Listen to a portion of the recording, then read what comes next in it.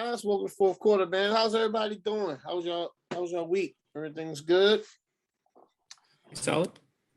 Yeah. Decent. Man. Cool, man. Cool, man. It's getting hot in the NFL. Oh, shout out to Steph Curry, man. He broke the 3-point record. I don't even know if anybody's ever going to catch him. So, No. He's probably the greatest shooter ever in history.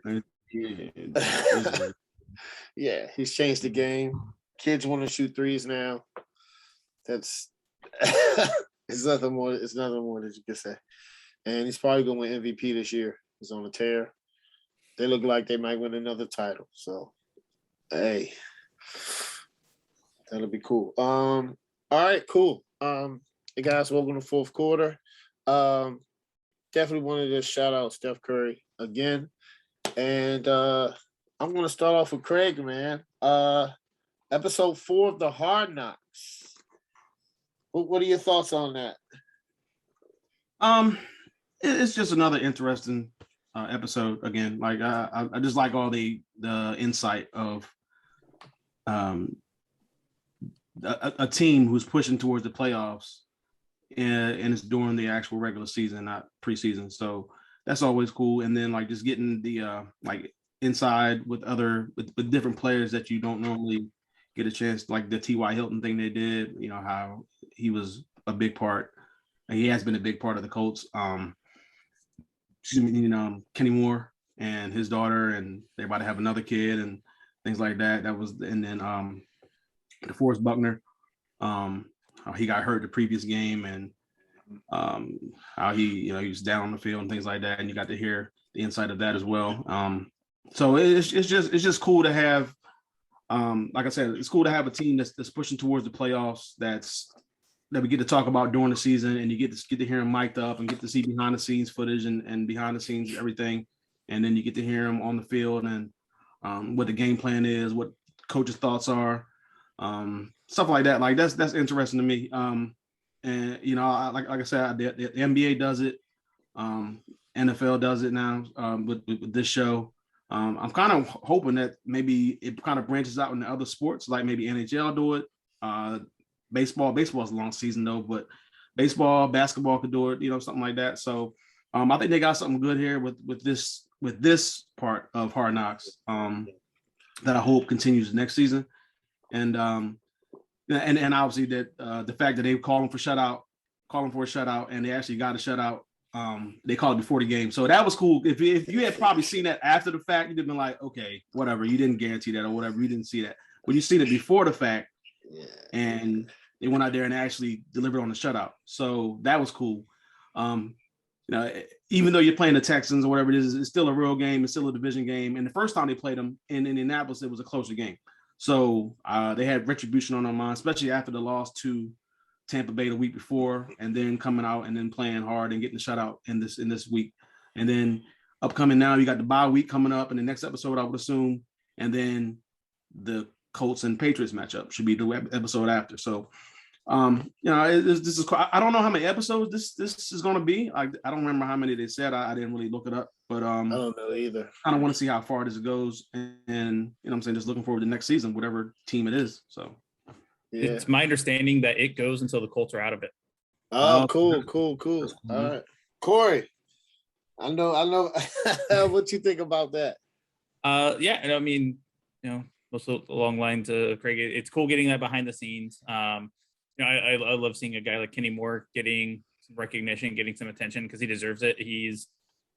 I think he's arguably the best slot corner in the entire NFL, and yet most people have no idea what his name is. He got a chance. He got some respect from Brady there after the Tampa game. I'm sure we'll see, Belichick respects the heck out of him. I remember one of the Colts reporters talking about, like, in their conference call with the opposing coach, Belichick, you usually, you get your typical Bill Belichick answers out of like 5 word responses if you're lucky. And somebody asked him about Kenny Moore, because Kenny Moore actually was a undrafted free agent to the Patriots coming out of college, and they cut him at the final roster cut down. And they said that Belichick went on like was like 3 or 4 minute thing, just praising Kenny Moore. So, when he's got the respect of guys like that, it says a lot. I do think it's also a little unfortunate for Houston, as they have been the next opponent for the Colts after 2 heartbreaking losses, both Baltimore and Tampa. So the Colts have taken out a lot of frustration on that team this year. And it was cool seeing the defense gearing up, wanting a shutout, and actually being able to go through and execute on it. Just again, seeing stuff being talked about during the week that actually follows through and happens in the game is really cool.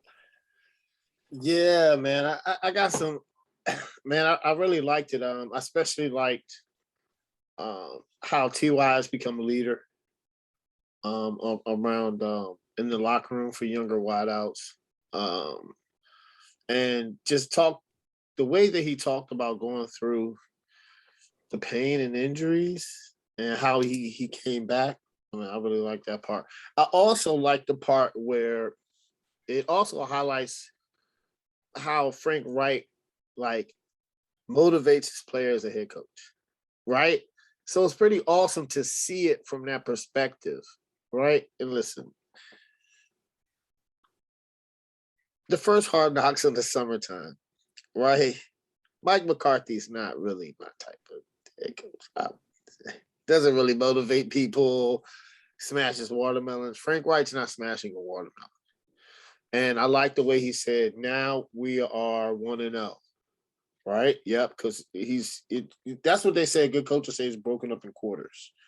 So I like that. And also, shout out to Kenny Moore bald. He's definitely going to go to a Pro Bowl. And Craig, I do like how Darius Leonard was like, "We gonna get a shutout," and they set the tone. He sets the tone. And this time of year, I'm glad they're highlighting the play. We're seeing what the players actually go through. A lot of them are nicked up, man. A lot of players, man. Carson Wentz was talking about I'm nicked up. DeForest Buckner, knee is a little bit. He said it was a little bit sore. At this point in the NFL season, healthy is a relative term. Yes. Nobody is truly healthy. Everyone's just dealing with something. Yes. And what's his name? The corner. Oh, I came from Minnesota. Xavier. Yep, Xavier Rhodes. He was like, I'm a little dinged up too. So this bye week is huge for them. And I can't wait to see what players do. I think it comes on tonight, right? Yeah. Yeah, I can't wait to see what players do during a bye week in the season. Like you get a trader camp, as we all know, everything's vanilla. You go hard. It's about the unknowns and the undrafted people making the team, it's a story about the underdog. That's what Hard Knocks is, right? And then during the season, everybody has made the team. It's all out. Let's go. Oh, and shout out. I gotta give Corey a shout out, man. Danny Pitter went to Ball State. Corey went to Ball State, man. Yeah, so got the emergency start there for Ryan Kelly. And they said they played great too. So we'll talk about what they got this matchup with the Patriots later. But I got some good thoughts on that. All right, cool. Corey. Yeah. Now you're gonna start off with this one. I know you asked in the chat. I want to start off with you, man. You said, let's see, John Harbaugh is going for 2-point conversions the last 2 weeks. Both have been 2 losses, not only losses but divisional losses, which is huge in the NFL. Let's see. The first one is, did Harbaugh actually cost him games? And did he actually cost him games? And do you see this as a trend that's going to continue, Corey? First question, did it cost them games? Yeah. Absolutely not. Mm-hmm. Do I think it's a trend that'll continue? Yes, I think Harbaugh will keep doing it because it's smart coaching and he should keep doing it. Yeah. Like this blowback against John Harbaugh is completely frustrating to me. Harbaugh, without question, made the correct call both times. Against the Steelers, Harbaugh had just watched his defense give up a 70-yard touchdown drive to take the lead in that game. He knew his defense was gassed. Yeah. And had they kicked the extra point, the game was going to be decided by the coin toss in overtime. Whoever got the ball first was going to win. Yep. And he even elaborated after the game that they had injuries to cornerback position during the game. So they didn't have corners to throw out there on defense. Mm-hmm. So it definitely would have gone poorly if they lost a coin toss. Mm-hmm. And honestly, if I'm Baltimore and I have Lamar Jackson, I am much more comfortable needing 2 yards to win the game than going to overtime and praying the defense can somehow get a stop. His explanation last week with the Browns made so much sense that I do not understand how people could have a problem with it. Because what happened? They scored a touchdown with 9 minutes to go. They were down 15, so they needed a 2-point conversion at some point. So he went for it with the first touchdown. And I kept seeing people carrying on. Well, you always make it a 1-score game. No, that's dumb. You need the 2-point conversion. So you do it as soon as possible so that with the last 9 minutes of the game, going into that, whether or not you need the ball back once or twice. Mm-hmm. And it just, the other big complaint I've seen is, it's Harbaugh's just doing it because of analytics and, a sheet told him to do it. Yeah, that's and again, no, analytics get quoted with this stuff because it's reinforcing the right decision. It's not. They're not doing it because analytics says so. They're doing it because it's the smart thing, and the analytics just prove further evidence why it's the smart thing. Charles Barkley says analytics is just advanced stats. It's just really that's all analytics is. Yeah. So I said, when you're in a point, kicking the extra point against Steelers puts the fate of the game to a coin toss. As a player, I am much happier if my head coach is putting the fate of the game in our hands, not in a coin toss. So I applaud Harbaugh for what he's doing. I applaud him for not being a scared conservative coach. And, kudos to him for smart coaching. All right. Craig, what you think about that? John Harbaugh on the 2-point conversions, man. And the controversy, the people saying he shouldn't do it.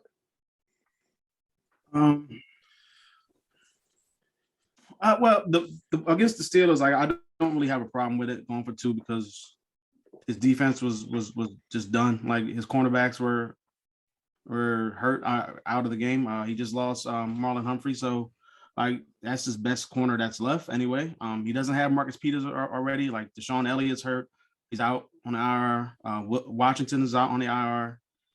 Marshall's on the IR. Like they have so many cornerbacks and just defensive players in general on the injured reserve. Yeah. So, I mean, like I didn't have a problem with him trying to go for the win in that situation. You're on the road. Your team is tired. Like you're talking about Pittsburgh, right? No, Baltimore. Baltimore's on the road in that game. No. You're talking about Baltimore. The Pittsburgh game. The Pittsburgh game. Pittsburgh game. Yeah. Okay. Yeah. So I mean, you're on the road. Obviously, this is a division game. You don't want to lose a division game, but at the same time, like your team is just like on their last leg. So I don't have a problem with him trying to go for the win in that situation. The next game against Browns. Cleveland. The Browns. Like you Jackson's out of the game at that point, so you're relying on your backup. I don't want to say I had a problem with him going for 2 early the first time, but I mean you have to go for 2 eventually because you're down 24-9 at that point. So at some point you're gonna have to go for 2. Either you're gonna have to go for it on the first touchdown, or you have to go for it on the second touchdown. It just depends on when you want to do it. But either way, I didn't have a problem with him trying to go for 2 and get back in the game and make it a 1-score game at either point. I guess I would have preferred the second, like on the second touchdown versus the first one, but it doesn't matter. I mean, like I said, you had to do it eventually. So either or, like I don't know, like Mike Tomlin, I think he kind of started, at least he's one of the first guys I've seen like go for 2 a lot, even before people were even talking about it, going for 2. And it just like, so like I said, I don't have a problem with it. I like my coaches to be aggressive versus being conservative or passive. Like you see people 4th down and 2 at the other team's 45, and then they'll punt the ball or something. I'm like, no, it's first quarter, go for it. Like, yep. Like, you know what I'm saying? Get some Set momentum. the tone. Set the tone, go down there and try to score it and show your team that, you know what, we're going to try to win this game at all costs. We're not going to be punting the ball and all this other stuff. Have faith in your offense. I get some people might say, well, you're not having faith in your defense. You're not trusting your defense. Well, that's, you know, it's either here nor there. But I mean, you can go argue either way. But, you know what I'm saying? Like in this case, at least in the first game, his defense was gassed. His defense was hurt. So like you go for it in that situation, try to win the game and then get out of there, try to avoid going to overtime. So I don't have a problem with that one. I don't have a problem really with the second one. It's just, I guess I would have maybe preferred them to go for the touchdown on the second one. But like I said, either way, it is what it is. I don't get why people want to argue up and down this. Like it's, I just don't understand it. But you know, people want to argue and have something to talk about and something to complain about all the time. So it is what it is. It just sucks that they lost back-to-back games and they have to go now with this one with Lamar questionable and you have Pittsburgh, Green Bay coming in. So that's going to be interesting. But they still have like four more games that they can have a chance to make it and get the division anyway. So I don't have an issue. Yeah, I don't. And for real, man, sometimes people, I mean, this is who Harbaugh is. It's a lot of coaches like that that's going to go for it, right? And yeah, it's analytics, but let's, you know, like you said, the first game, I have no corners, guys, none. We need to go for it now. We have the momentum. Let's end the game. Lamar, and plus, listen, Lamar Jackson loves it. He loves going for it. A competitor is going to like going for it. If Tom Brady was in Baltimore, Tom Brady would love it. Like, yes, let's get it out the way, finish him. Yes, you know, set the tone. And then, like you said in the Browns game, yeah, he had to go for it. The thing is, I think sometimes because they're losing, they have nothing else to criticize. That's the only thing. And I think that, you know, first the beginning of the season was the defense, but you know, what I'm learning and what I'm seeing in the NFL is it's about consistency, right? The Colts defense, the Chiefs defense, the Washington football team's defense, right? Giving up all these points. And now when it starts getting cold out, it's starting to, the defenses are starting to play a lot better. Maybe that's coaching, you know, same with Baltimore. Like Baltimore's defense is getting, like, it was like, what is this? Now their defense is doing a lot better. And I guess that's what good teams do, or decent teams. I don't know, Washington football is a good team. They're below 500, but they're a decent team in a playoff spot. But I think that's what it is. I think they don't have anything else to criticize. And just, you know, other people just find things to criticize. Just like Lamar, right? Everybody's like, oh, Lamar's throwing the most interceptions. Well, in order to develop as a passer, he's going to have to. I mean, this is a part of him growing, right? A part of him becoming a better passer. Making the tough decisions and reading defense. And yeah, same with Patrick Mahomes. It's just that type of year, man. I mean, if it had worked, nobody would be talking. Yep, there you go. He's a genius. It didn't work, or it didn't go the way that everybody wanted it to go, then, you know what I'm saying, he's criticized. So it is, you know. Yeah. And I can guarantee the locker room is 100% behind Harbaugh, and yes, it works in his favor. Yes. I'll point Frank Reich, first year coaching, like 3 or 4 games into the season, the Colts were like 0-3, 0-4 at home, overtime against the Houston Texans. Yeah. It was 4th down. They were just across midfield. There was, I think, about a minute left in the game. So essentially, they punted, game over, going to be a tie. Frank Reich throws the offense out there to go for it. Don't get it. Texans get the ball back near midfield, couple completions, game-winning field goal, Colts lose. After the game, players were 100% behind Reich because instead of punting and taking the tie, he put his offense on the field and tried to give them a chance to win the football game. Yeah, man. That's what Harbaugh did. He gave them a chance to win the game, and the players are going to respect it. Yep. I also think some of the problem here is just antiquated thinking about football. Because for so long, it's so many coaches in the NFL, it's play it safe, play it safe. And like going for the win, like that's not playing it safe. That's not conventional wisdom. That's being bold and trusting your team. And yeah, it's newer. You've like Harbaugh, Tomlin, Reich, like there's a small number of coaches that are actually willing to do that. But I also say that the coaches that are willing to do it are the more successful ones in the NFL. And I mean, I don't know that that's necessarily a coincidence either. Yes, that's exactly right, man. Exactly right. Andy Reid's another one. He'll be like, go. That's what he did in the playoffs there. I don't care if I don't have Patrick Mahomes. Go. Yeah. Like, Yeah. Not only did he go for it in the playoffs, he did it without Patrick Mahomes. He was like, I'm gonna go for it. Was it Chad Henne throwing that ball? Yeah. Oh man. All right. Oh, yeah. I'm gonna start off with this one. This one is good. Mo brought this one up, and I'm not gonna lie. It's been some upsets and some wild things going on.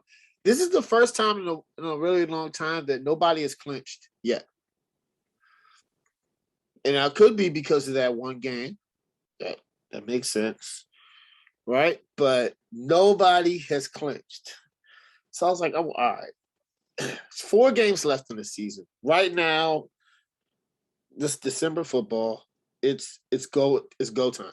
This is every game right now is considered a must win for everybody. If you want number 1 seed or if you want the number 7 seed, it's right now it's must wins, and we've seen the intensity tick up, and I love it. This is December football, so right now we're gonna give our 1 through 7s who finished first seed in the AFC, first seed in the NFC. So I broke it down, and then I actually looked at the last 4 games, and I did their records based on that. So with the AFC, I have the Chiefs at 13-4. All right, they finished 4-0. Patriots at 12-5. They finished 3-1. The Titans have the 3rd seed. They finished 11-6. They finished 2-2 down the stretch. I think they got a soft schedule. I think they might lose to the Steelers, but I can see them going 2-2, maybe 3-1. But they're gonna finish 3rd. I got the Ravens going 3-1. I know. Listen. I think they're gonna tidy up. And the 5th seed, I have the Chargers at 11-6. They go 3-1 down the stretch. I have the Browns at 10-7. The defense is playing good. They're running the ball.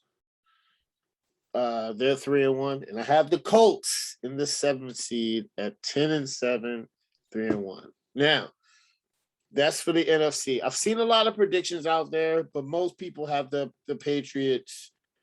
And the number 1 seed is between the Patriots and the Chiefs at this point. I do not have the Bills. No, I don't think. Wait a minute. Does somebody have the tiebreaker? The Colts have the tiebreaker over the Bills, and that's why y'all make it. So y'all going to finish with the same record, but the reason the Bills are not in is because the Colts have the tiebreaker. I think. Okay. I don't know about the Browns, but that's what I did. All right. For the NFC, I have the number 1 seed. The Packers at 14-3. They're going to finish 4-0. I have the Bucks at 14-3 too, at 4-0. But the Bucks are a 2 seed. The only reason is that the Packers lost a non-conference game, and all the Bucks games were conference. So that gives the Packers the edge. They're both going to finish out 4-0. The Cardinals are going to be a 13-4, the 3rd seed. Going to finish out 3-1. The Cowboys will finish out 11-7. I do have them at 2-2. The Rams finish out, because I think they're 9-4. Yeah. No. Wait a minute, 2 games. Yeah, they win 11. The Cowboys must be 9-5 then. All right. The Rams, they have the 5th seed. They're gonna go 2-2 down the stretch. I love the Rams, just like the Cowboys, but I think that I'm still worrisome of the previous games. I know they had a big win over the Cardinals. The Cowboys had a big win over the Washington football team, but the offense looked bad. Now the Rams over the Cardinals, they look totally different coming off the bye week, but we'll see though, because their schedule's not soft. I have the 49ers making it in the 6th seed at 10-7. They go 3-1 down the stretch.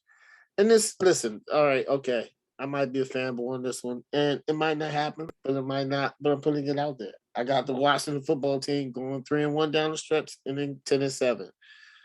So that's what I have for the AFC and the NFC. All right, Craig, who you got, man? AFC, I got the Chiefs. I think they're not going to lose the rest of the season. I got them at 13-4. As the 1 seed, the 2 seed, I got the Patriots 12-5. Oh yeah. The 3 seed, those are easy. Those are easy. I mean, those can flip flop, but I think it's gonna be between them.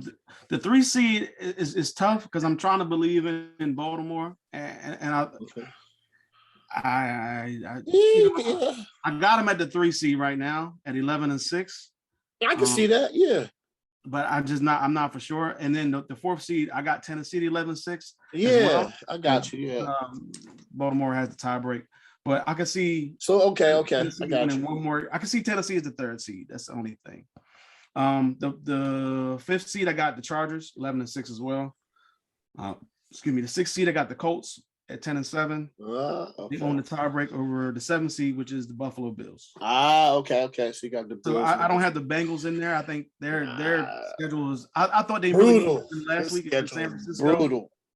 And they got tough games left. Pretty much every game for them is a playoff team or a team in playoff contention. So brutal schedule. Brutal.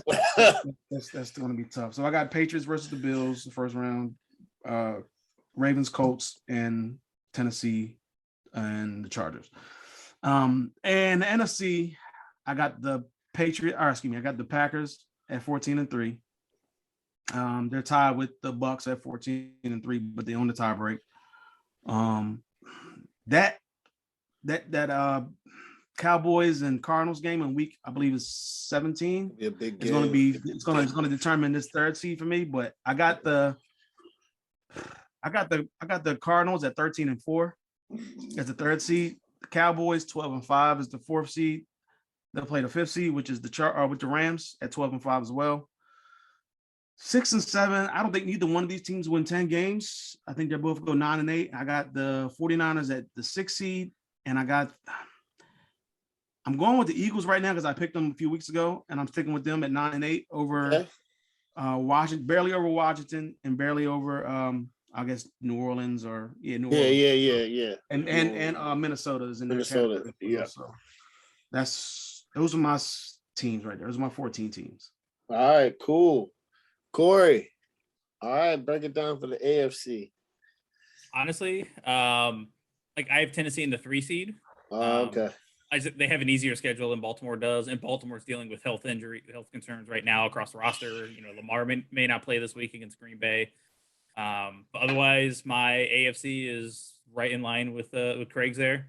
I just think the contenders from the AFC North all have to play each other, and I think that they probably end up splitting some of those and knocking each other out of the playoffs. And that's why you got Bills. That makes sense. Yeah, and Buffalo. You're right. That makes sense because Buffalo has a soft schedule. The only team they played, you're right. I don't know why I didn't have play New England. The Bills on here. That's it. I don't know why they put the Bills Patriots on there. They should go 3-1. Yeah, maybe. And this week, we'll get into it, but with Cleveland dealing with their COVID outbreak, Baker not going to be there, Stefanski not going to be there. Yeah. I think I don't know why them losing this week could cost them a playoff spot. Yeah, but you're right. Because the Bills have like the Panthers, like they have Panthers, Patriots, Do they play the Texans or something or the Jaguars? They play a soft schedule. Yeah, I think it may be an AFC South team, and It's then the they close the Falcons. season. And the Falcons. Falcons Okay. and the Jets. And the Jets. Come on, And the man. Jets, They're gonna go 3-1. So yeah, I see that. Yeah, I see that. I potentially see need to win that New England game. We'll see what happens, but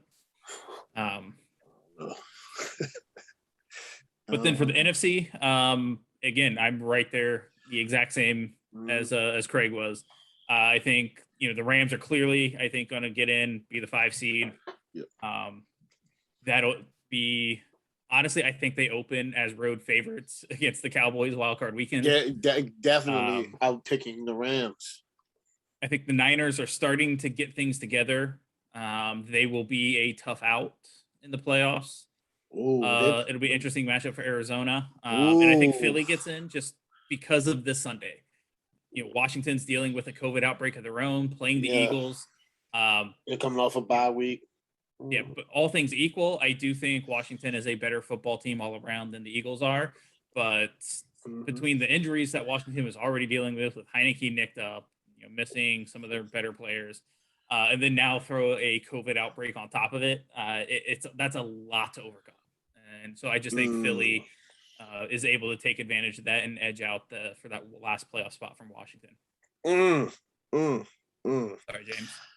That's all good. I wouldn't be mad if we finished 9-8 or 8-9. I mean, that's one better. I mean, from the way you guys started the season, that's still pretty good achievement.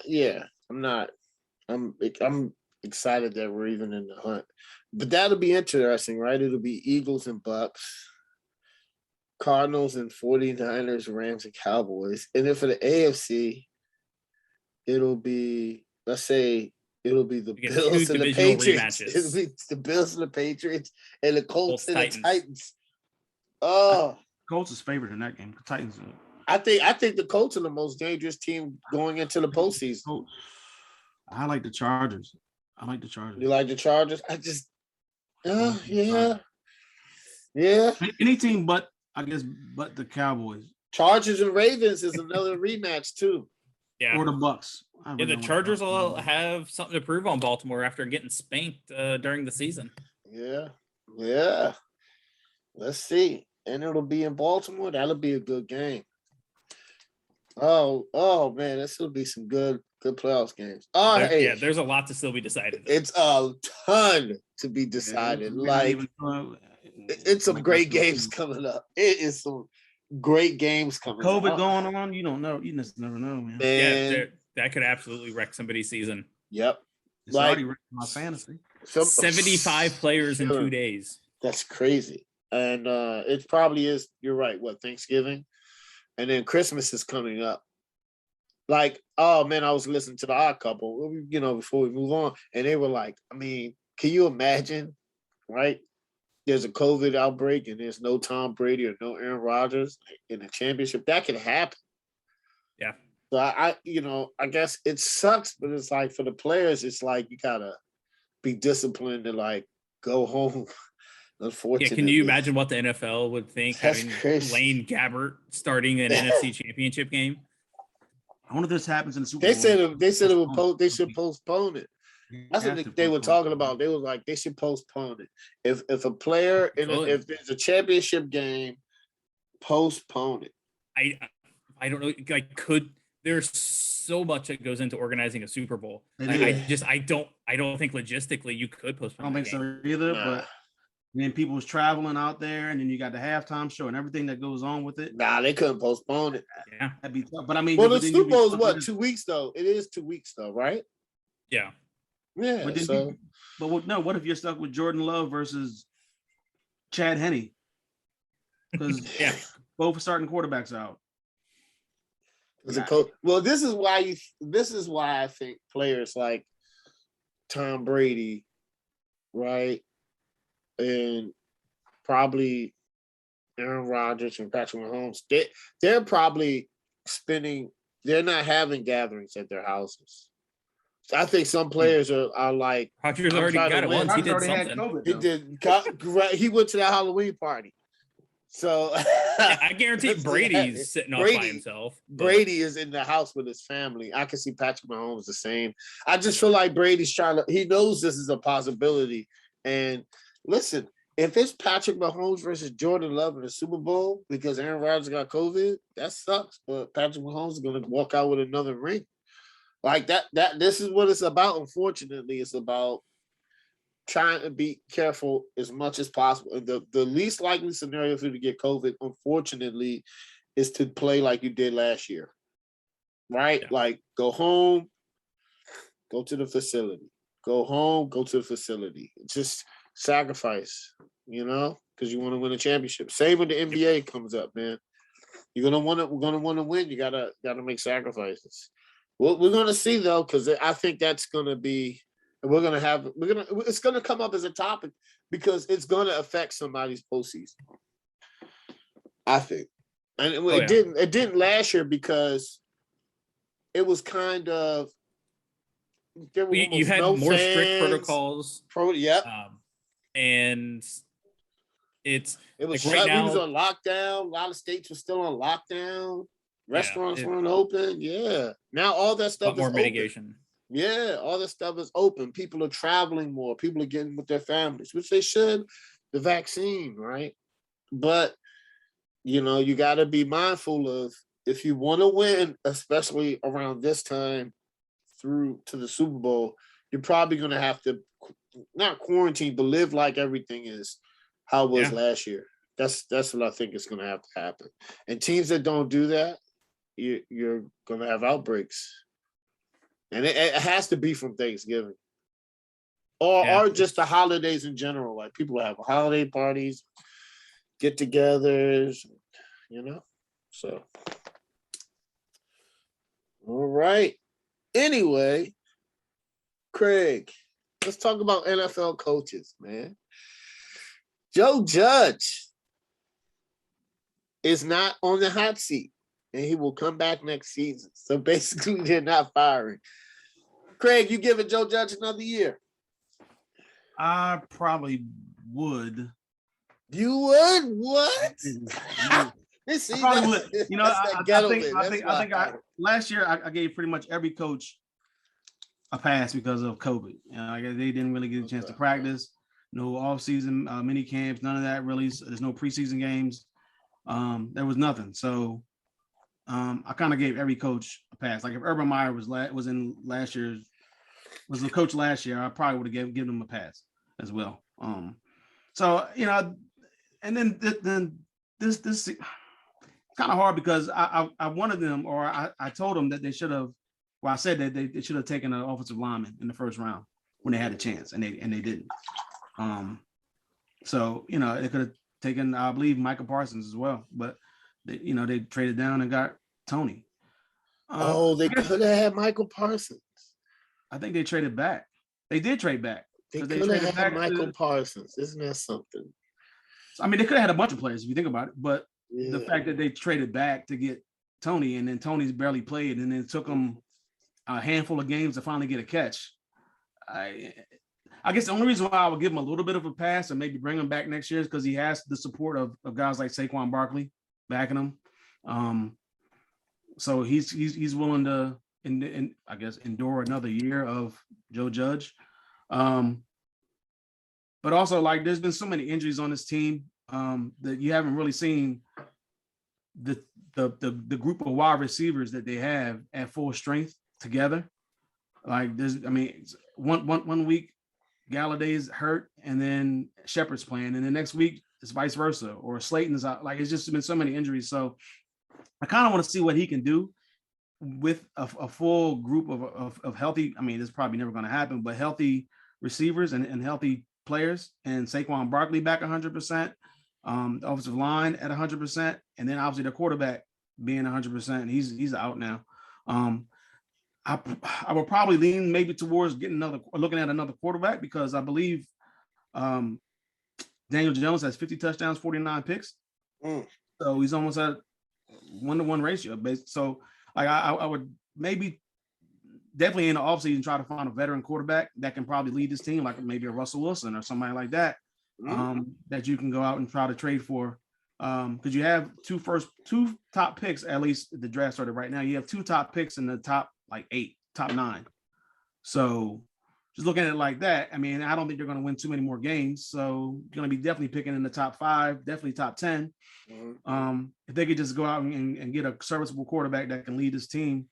Who did they trade? Was it Chicago? Was Chicago, right? I think it was Chicago. Yeah, they might have two top 10s. And Chicago's not doing They might have I mean, two they're going to get their draft pick that's going to finish inside the top 10. So you got 2 picks. And so that's what I'm saying. So I would just try to maybe see what he can do. Obviously, if you're going to go forth with this, you have to go through the whole offseason with him and see what he can do as far as moves. Then you have to go to the draft and see what he can do, see what he can pull off in terms of moves there.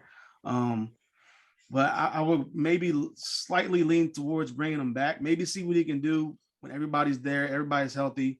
You're still in the NFC East. Other than like the last couple of years, it's been like 7-9 won the division last year. So I mean, if you can just rectify some of these issues, mainly the quarterback, and get your running game going, I think you'll be fine because you have receivers that can catch the ball. Just have to get everybody healthy, and I think they'll be decent. But I would probably give him one more shot. Just let him go out there and see what he can do next year. If he can't do nothing halfway through the season next year, they start out maybe like 2-5, then yeah, maybe you got to pull the plug on him at that point. But I just think the team has been injured so much that, I mean, and they weren't going to be good anyway. So like I don't know what people were really expecting from this Giants team. All right, Corey, what you think? Would you give Joe Judge another shot? Absolutely not. Next question. But it's I would not give it no like the last month they're 1-3. The one win was against Philly, which whatever. The other 3 losses, Tampa, Miami, Chargers, they weren't competitive. Like it would be one thing if the Giants were showing progress, showing, doing something well, something you can hang your hat on, but they're not. They're a bad football team that's not really doing much of anything well. Nothing to really look at as a sign of hope, sign of progress.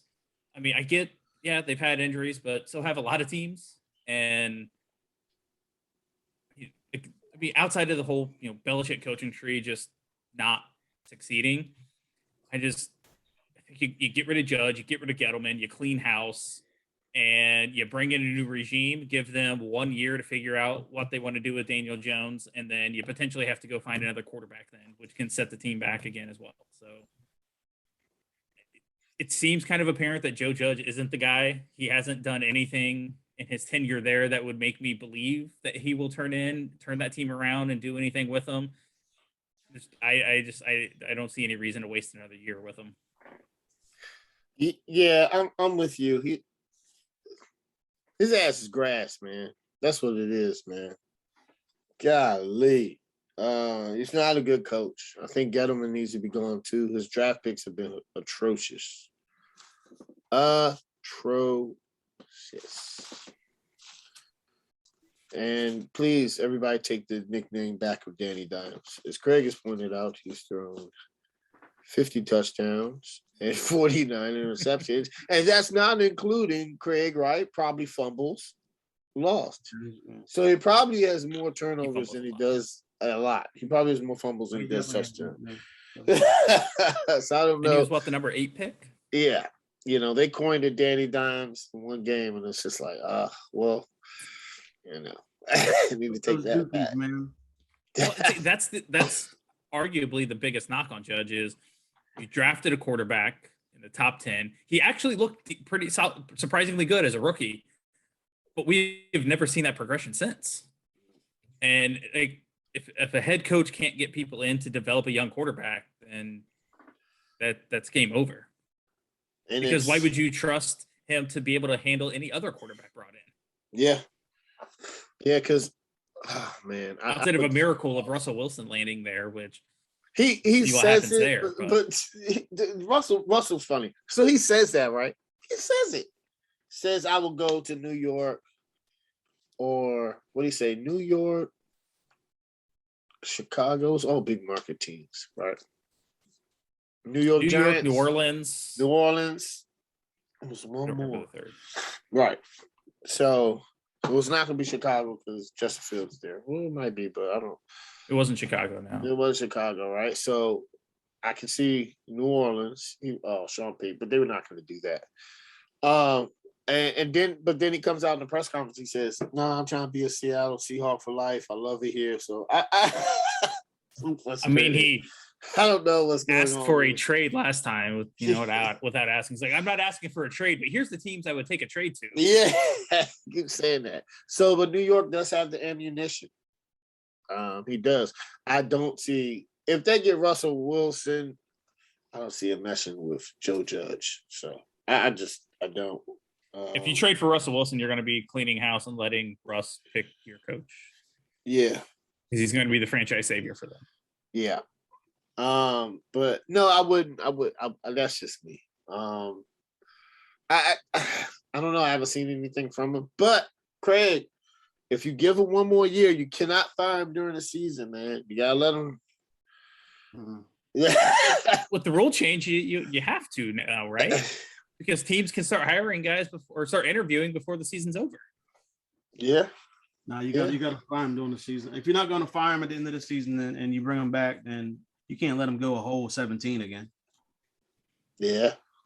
I wouldn't. I mean, like I said, I would bring him back, but I wouldn't let him go a whole another 17. The team is not going to go anywhere anyway. So, I mean, the Giants haven't been relevant since Eli Manning, basically. And like Eli Manning. Yeah. And he's a good quarterback. I can say that. He's a good quarterback. A lot of teams are like that, Eli. I mean, he played a long time. Had a nice streak going of starting games. Solid quarterback. Solid quarterback, man. I would make if my team had Eli, I would not be out. That's 10 years, man. That's hard to find that in the NFL and 2 Super Bowls. So, I mean, you can say what you want. I'm like, Eli's Eli, but he had the Giants relevant in conversations. He had them, So anyway, speaking about favorite NFL coaches, Corey, once again, there's a lot going on in Jacksonville. After all that, now it's reports that Marvin Jones went home. And that's from what I know, what I heard, that's unlike him. He's a veteran receiver. And then Urban Meyer said that he called his staff that he hired losers. Corey, if you're Khan, right? Do you keep him? Now, Khan did come out and say he's going to evaluate, so that's not a surefire thing. So, what do you do with him? I mean, as a Colts fan, I think you give Urban Meyer a contract for life. He stays as long as he wants, and you give him full reign of the franchise. Not even just the coach. Make him the GM too. Give him all the power. If I'm Khan, not so much. He absolutely should be fired after this season. The problem is that's not the question. As we talked about before the season, the win-loss record for the Jaguars was absolutely irrelevant. They weren't going to make the playoffs. Everyone knew it. They could go winless, and it didn't matter. The only thing that mattered to that franchise was the development of Trevor Lawrence. Frankly, he hasn't looked good this year. He is he was a heralded prospect coming out, and he has not looked the part. And Urban Meyer just has looked in over his head. Lawrence has had to come out and publicly question personnel decisions. Like when James Robinson was getting benched, the team has often not looked competitive, looked incompetent on the field. This is my go-to example. is the defense getting flagged for 12 men on the field 2 plays in a row. That's crazy. It cannot happen. I have never seen that level of incompetence before. And from the way it sounds, Urban Meyer has lost the locker room. And then that's the end all be all, because once a coach loses that locker room, they're not getting it back, because it's multiple players coming out now, starting to come up, speak up publicly. Even honestly, you had Lambeau come out today and go on the record saying Urban Meyer kicked him. Like, there's no salvaging that relationship with the locker room. I said, after the whole incident with him not taking the team flight back after a game, which is insane and unheard of, and then getting caught hitting on women half his age. You got a lap dance. And so just the report that players, like, he went into the individual position rooms to like apologize, and players laughed at him as he walked out of the room. Like, one, that has to be humiliating for him and shows he's lost the locker room. Two, that story even getting out of that locker room shows he has lost the locker room. Mm-hmm. But reportedly, like, contract details never came out for certain, but reportedly Urban Meyer was given $10 to $12 million a year for 5 to 6 years. Yep. So is Khan going to be willing to pay potentially $50 million for Urban Meyer to go away? I don't know. Owners, even though they're billionaires, can be kind of stingy on the money sometimes. Yep. So I think they're still paying the last coach. And so is he going to want to be dropping $30 million next year on coaches, only one of whom is with the organization? I don't know. If he's smart for the long-term health of the franchise, you get him out of there and get somebody in to work with Trevor Lawrence, so that you don't have an Adam Gase and Sam Darnold situation. Mm-hmm. But we'll see, because the Jaguars haven't been particularly well run for a while. Yeah, I'm with Corey on this. I'm dropping Urban Meyer like he's a bad habit. That's what I'm doing. Everything. I'm dropping him, man. I can't wait till Craig goes. He's gonna. I can't wait. James, for me, the question isn't if he should be fired. It's, do you fire him now or do you fire him at the end of the year? That's a good one. Because Khan came out and was like, "Oh, I'm going to evaluate him after the season." Jacksonville coaches have been here 4 years, but those were competent head coaches. Like, those were NFL coaches, and none of this is going on. So yeah, I'm getting him out of here, man. And I'm at this point, you have to bite the bullet, because Trevor Lawrence is worth more. Trevor Lawrence can save your franchise. James Robinson can save your franchise. Chenault, y'all have so much talent there, right? I think you, man, listen, you bite the bullet. You hire, I would either hire Buffalo's offensive coordinator, or Eric Bieniemy, or just somebody that is a quality NFL head coach. Even if it's an assistant that's from Sean McVay's staff, we don't know yet, right? Even if it's Raheem Morris, you got to get it. I think you have to, for Trevor Lawrence, for James Robinson, for the locker room, because now you bring them back. You're probably going to get some trade demands, and you're going to lose games. So the whole point of being an NFL head coach is to motivate men. This isn't college. You're right, because think about it, right? I didn't even know this, but I heard it on a couple, right? College coaches have so much power. They recruit. They're in the deans and president's pocket, right? You went in college. All this is white. Urban Meyer could have been doing this in Florida. This is all wiped underneath the rug because these are college students, and he wins. See, in the NFL, you talking to grown men that make more than you.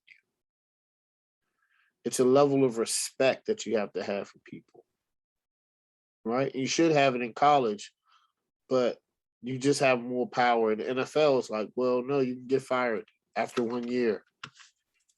And we'll owe you 50, we'll owe you 30 million. But I think Khan has to he has to do some self-evaluating himself. And I think he definitely needs to get rid of Urban Meyer. All right, Craig. You look like you want to keep him, man. That's what it's looking like, man.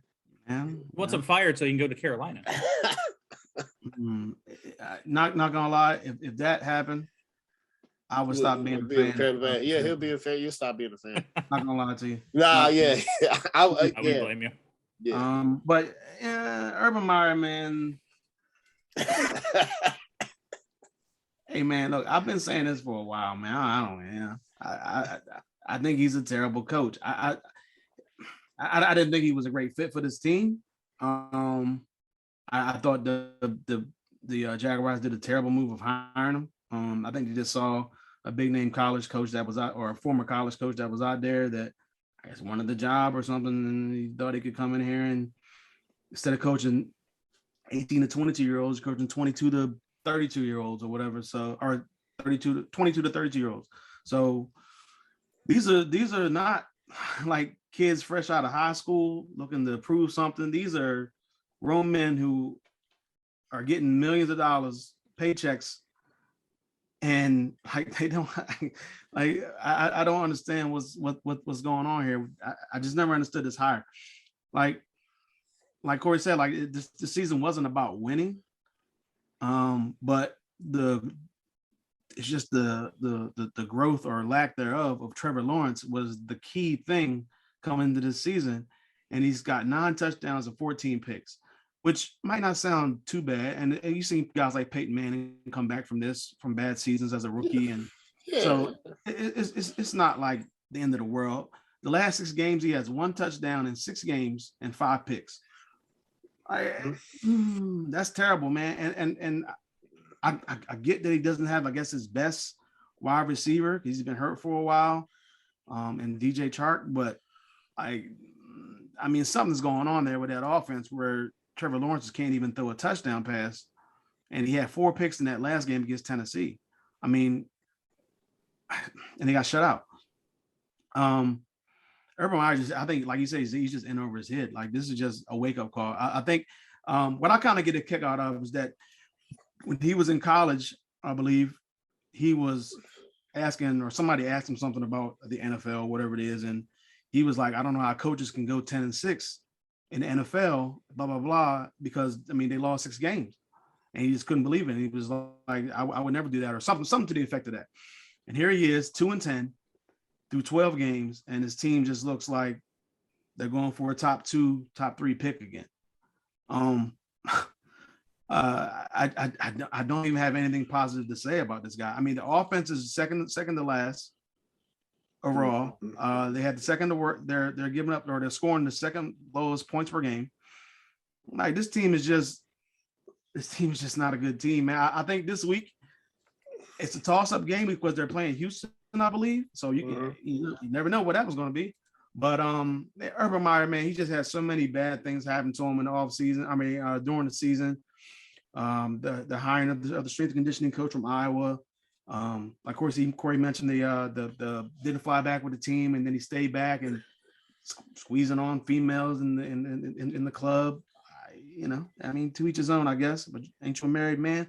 And then caught on camera. Obviously, 2021, man. Everybody has a cell phone. And then the whole, like, he's calling, like, you knew your head coaches or your assistant coaches, wherever you hired, were losers before you hired them, right? So why are you now all of a sudden calling them losers? You should know that because you hired them.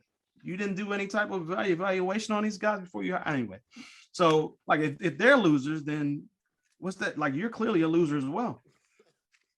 So I mean, I don't understand how he's trying to pass off, like he seems like he's all high and mighty and all that stuff, but his team is just not. He's not good. I don't know if he's just trying to self-sabotage so that way he gets fired and still gets paid, or whatever the case may be, or whatever his contract says. But like, he's not doing Trevor Lawrence any favors. I think the best thing to do is just get him out of there while the getting's good. Before the season's over, try to salvage something with Trevor Lawrence. And so you saying fire him before the season's over? Right now, like today. Yes. Like, get him out of there. I agree. I Yeah. agree. 100%. I mean, there's no reason to keep him around. What's the last 4 games going to do? What's that going to prove? Like, he's already not a good coach. So what are you keeping around for 4 games for that they're probably going to lose anyway? And then Trevor Lawrence is not going to be any better than what he is now. Like, and then like y'all said that like he's benching his best running back, James Robinson.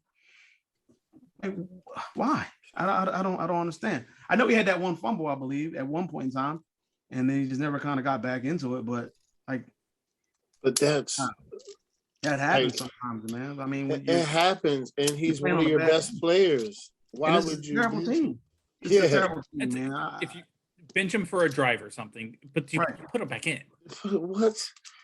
Like, come on, I don't know, man. I don't know what they're trying to prove, man. I think. Well, I mean, this is going to be a barn burner of a game, I think, this week when they play Houston. So I'm looking forward to it. I think Houston's going to win convincingly. Both 2-11. I think Houston's going to win convincingly. I think they're a better coach team. I do too. I think they're going to win convincingly. I would put money on Houston. Other than that Jets game? Oh no, I'm sorry. They play the Jets. The Jets are winning. I think players. I believe Corey. I think the locker room's lost. They played the Falcons tough. They played the Colts tough.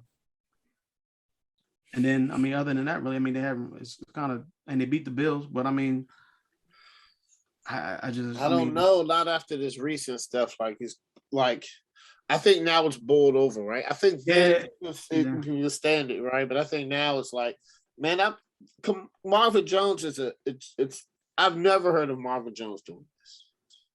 This guy's got too many allegations, man. He's got too many things going against him. You don't hear about other coaches having. No. So, like Marvin Jones left the facility. He's like, I'm not coming back. I mean, if you're your first year, you don't even have these, like, first year coaches should not have these allegations. You're trying to make something of yourself, trying to keep going and like stay in the NFL, and then you got like first year coach him having these first year coaches. But I'm not shocked because he had the same stuff to me in college. Yep. So I'm not even 100% shocked about this. This is who he is. I think he's a bad guy. I don't think he's a good person. I don't think he's a good NFL coach. I believe that because like let's take Matt Rule coming from college. Matt Rule's not doing this. He's so focused on trying to win. It's so difficult to win in the NFL. This is the highest level. People game plan. Like, watch massive film. They're not telling people they're going to go visit, family, and they're at a bar. Matt Rule's at home like, I got to fix this. How do I fix this?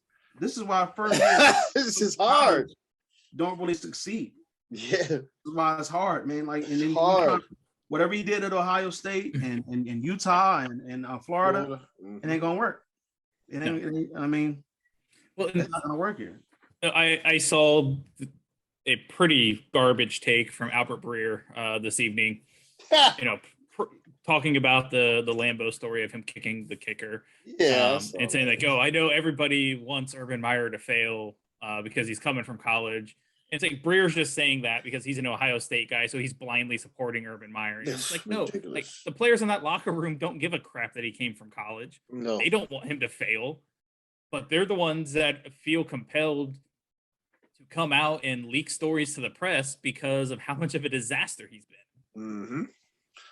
What else is going on? You know what? What would be good next year? Well, man, it would have been good this year, I think. Hard Knocks. Jacksonville. Oh, for them? Oh my gosh, that'd be must. Go get my popcorn, man. I know they're not. Oh my gosh, it's not as compelling as a team going to the playoffs, but man, there's so much going on. If Urban Meyer does get brought back, the Jaguars better be Hard Knocks next preseason. Yeah, because I want to see it. I want to see it, but I just don't. I think you bite the bullet. Khan has to just say, listen. Could you imagine a Hard Knocks episode where a player does an interview and does whole like the blacked out set so you can't tell who it was and telling the story about Urban Meyer? The sort of voice. Yeah.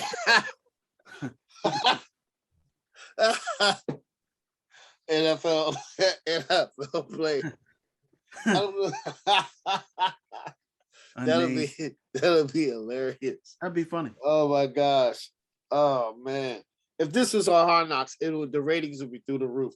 Because people would be like, I can't believe this is going on in the NFL. What? Like it's crazy.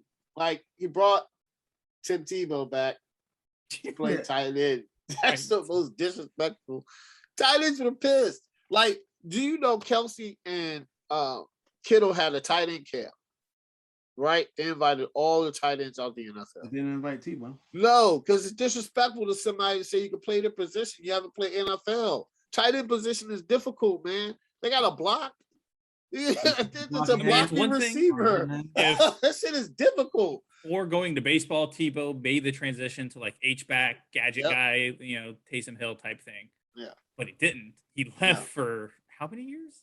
Like 5, 6 years? Eight. Like, and then tried to come back and walk into a brand new position. Yes. That's not happening. And with the James Robinson story, it further compounding the issue of not only did he bench his best running back and one of his best skill position players, he did it in favor of a guy he coached at Ohio State. So there we go. It doesn't only look like incompetence, it looks like favoritism, and it further is going to cost you the You long. cannot have favoritism in the league. You in the NFL, you cannot. You can, but your franchise is going to be good.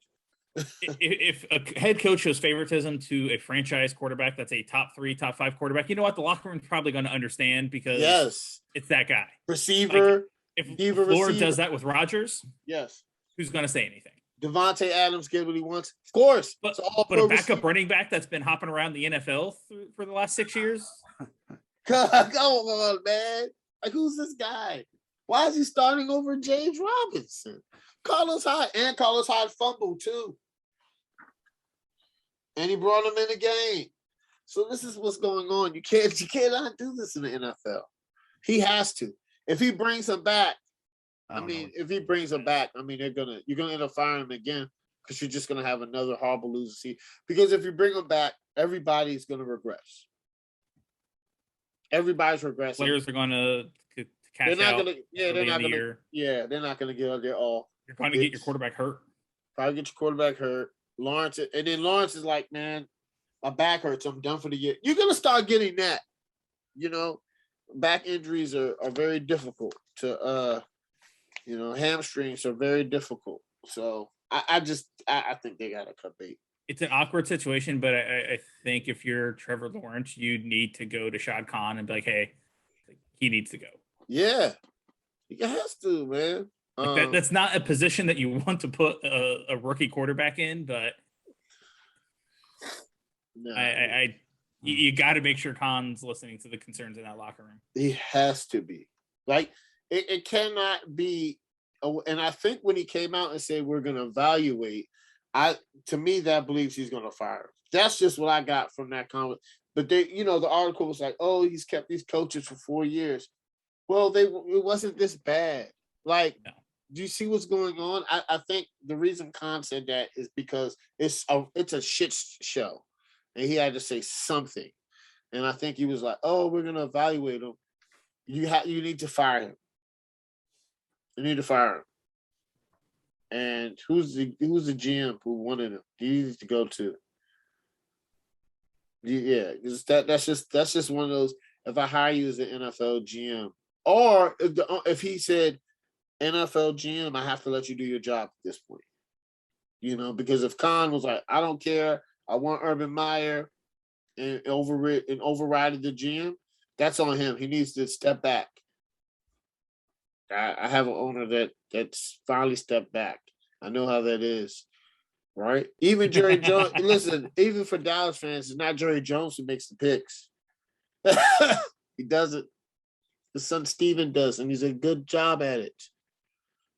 You have to let football people make football moves, right? Dallas has made some good first round picks, so. They rely on their scouts and they rely on Steven. That he's a beast at that.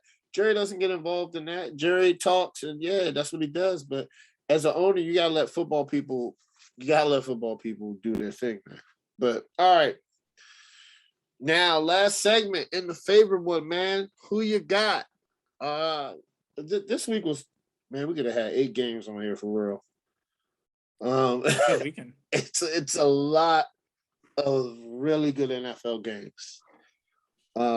So I'm gonna oh yeah, I can do it this weekend. Yeah.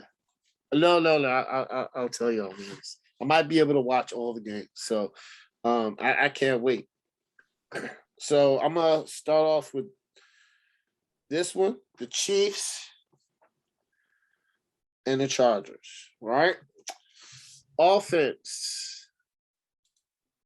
Man, this is a hard one because the Chargers offense has been going smoothly, and the Chiefs offense has only been good against the Raiders. I mean, the Chargers, they've been rolling, man. I think I'm gonna go offense. I'm gonna give the edge to the Chargers, man. I think they have a better running game. And I think Keenan Allen's able to play. So they're gonna. It's gonna be a great game. I can't wait. But I think that I'm gonna give the edge in charge in offense. Defense, I gotta give it to the Chiefs. I don't know what was Steve Spagnuolo said or the adjustments he did, but they're completely did a 180. Their defense is now. I mean, their defense is good. And this is what the NFL is about, man. You start out slow, and the good teams make these adjustments mid-year. Their defense has been playing so good that they don't need to even rely on their offense. It's just crazy. Like, you guys can figure it out. While you figure it out, we're gonna still win games, and you can put it on our back, and that's what they've done. And they've beaten some good teams, but you gotta give it to I gotta give the edge of defense. Coaching. It's only two coaches that I'm always going to pick. It's going to be Bill Belichick and Andy Reid, right? So even though the Chargers' first-year head coach has been doing good, to have the Chargers playing great in playoff contention, I mean that's pretty good in your first year. So. That's cool, but I got to give the coaching to Andy Reid. The way the Chiefs were 4-4, and now he has a potential to have the number 1 seed again for the, I don't know, 4th year. Is it 3rd year in a row? 3rd year in a row? Maybe 4th or 3rd. 3rd, yes, 3rd, because the first year the Patriots beat them and they went to back. Yeah, this would be the 4th, which is unheard of. Not only division, but they're ruling the AFC. I have the Chiefs winning this one only because the Chargers won the first one. I think they're going to split. I think really good divisional teams split. I think this is going to be a great game. I think the Chiefs offense plays better in this game, but I think it's going to be a classic game. It's going to be 31-28. But it's going to be decided in the 4th quarter. That's when the game's going to be decided. All right. Craig, Chiefs versus Chargers, who you got? I like the Chargers offense. It's a little bit better than the Chiefs. The Chiefs, like you said, that they haven't really scored any points except for against Oakland, 41-48. Other than that, like, they haven't really done anything. So I'm leaning towards the Chargers offense. I think the Chargers might be without Slater because of COVID. So that's going to kind of hamper them. They didn't have Keenan Allen last week. He should be back this week because of COVID. So hopefully Keenan Allen plays well. Yeah. And Herbert keeps rolling like he has been the last couple of weeks. But yeah, I think the Chargers offense looks really good right now. Defensively, I'm definitely going with the Chiefs. I think the Chiefs, they've done a 180. Like between them and Washington, like when they first, both of these teams, when they started out the season, they were horrible defensively. Horrible. and they both turned it around. Washington, like since the bye week, and the that loss, the 27-3 loss to the Titans for the Chiefs was their wake up call, and since then they've won 6 in a row. Granted, they played the Raiders twice, the Packers without Aaron Rodgers, the Cowboys didn't have some of their receivers, I believe, in that game. The Broncos. Yeah, CeeDee Lamb was out, I think. Yeah. And I don't know if Cooper was out or not. But Yeah, they were. Yeah, and then the Broncos, they played the Broncos. The Broncos are solid, and they played the Giants. So, but still, defensively, they've only given up 17 points is the most they've given up since the loss to the Titans. Excuse me. So I'm definitely going with them on defense. Andy Reid definitely as the coach. I mean, first year coach versus Andy Reid, Super Bowl winning coach. I mean, it's no brainer. Plus, Andy Reid's team is starting to play better. Like I said, these last 6 weeks. So 6-game winning streak. And in this game, man, I think it continues to make it. I think they go out and they win the rest of the game. So if we ask me next week and week after, I'm picking the Chiefs every single time. But I think the Chiefs win this game. Like you said, they lost first game in Kansas City in a 6-point loss. And in this game, it's gonna be another good one. I think it's going to be a little bit more high scoring now. I think the Chiefs are going to give up more than 17. So I'm going to say Chiefs 31 to 24.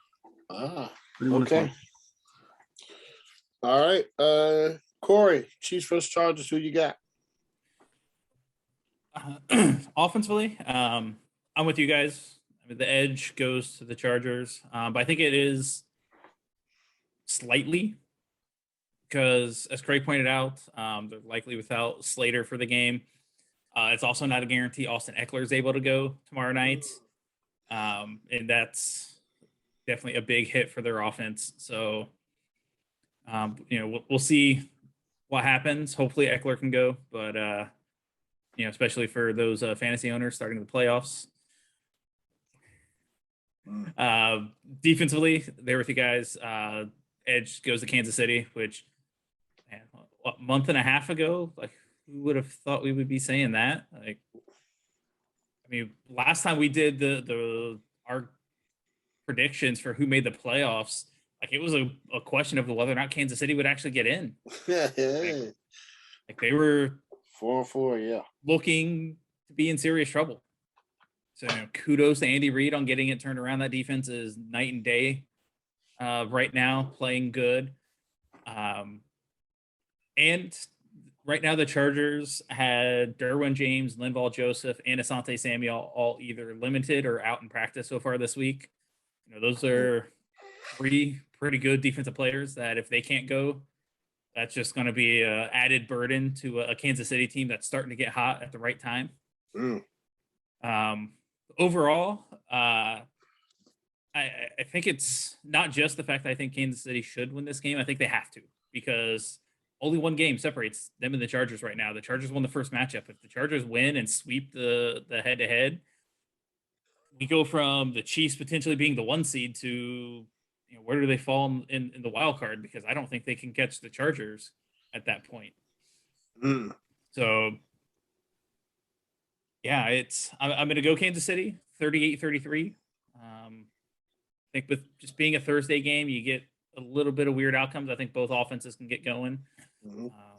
I think the Charger or the Chiefs pull it out. Patrick Mahomes has never had a road game. I guess except for last year Super Bowl. Really, he's what? He's never had a road playoff game. A playoff road game? Yeah. He plays at home. They've had the number 1 seed. They lost. Remember when the Patriots went to the Super Bowl, they beat them in Kansas City. Yeah, they got screwed on that one. Yeah, he doesn't play around. Like he's trying to play at home. That's crazy. Yes, man. And then it's hard to win in Kansas City. It's hard, man. It's hard. It's cold and loud. Yes. All right. Craig, Patriots versus. No, I'm gonna do Corey in this one. Corey, Patriots versus Colts. Who you got? This team, man. Yeah. So I don't think that it is an overstatement to say that this is the biggest regular season game that has been played inside Lucas Oil Stadium. Yes. I think an argument could potentially be made for the Manning return game in 2012, but that's just for, just fan emotional reasons. This game, for how meaningful it is to the Colts season, I think it's there. I'm sure there's going to be a lot made over, Josh McDaniels' first game against the Colts since he, spurned the franchise a few years back. I know you're happy about that. And yes.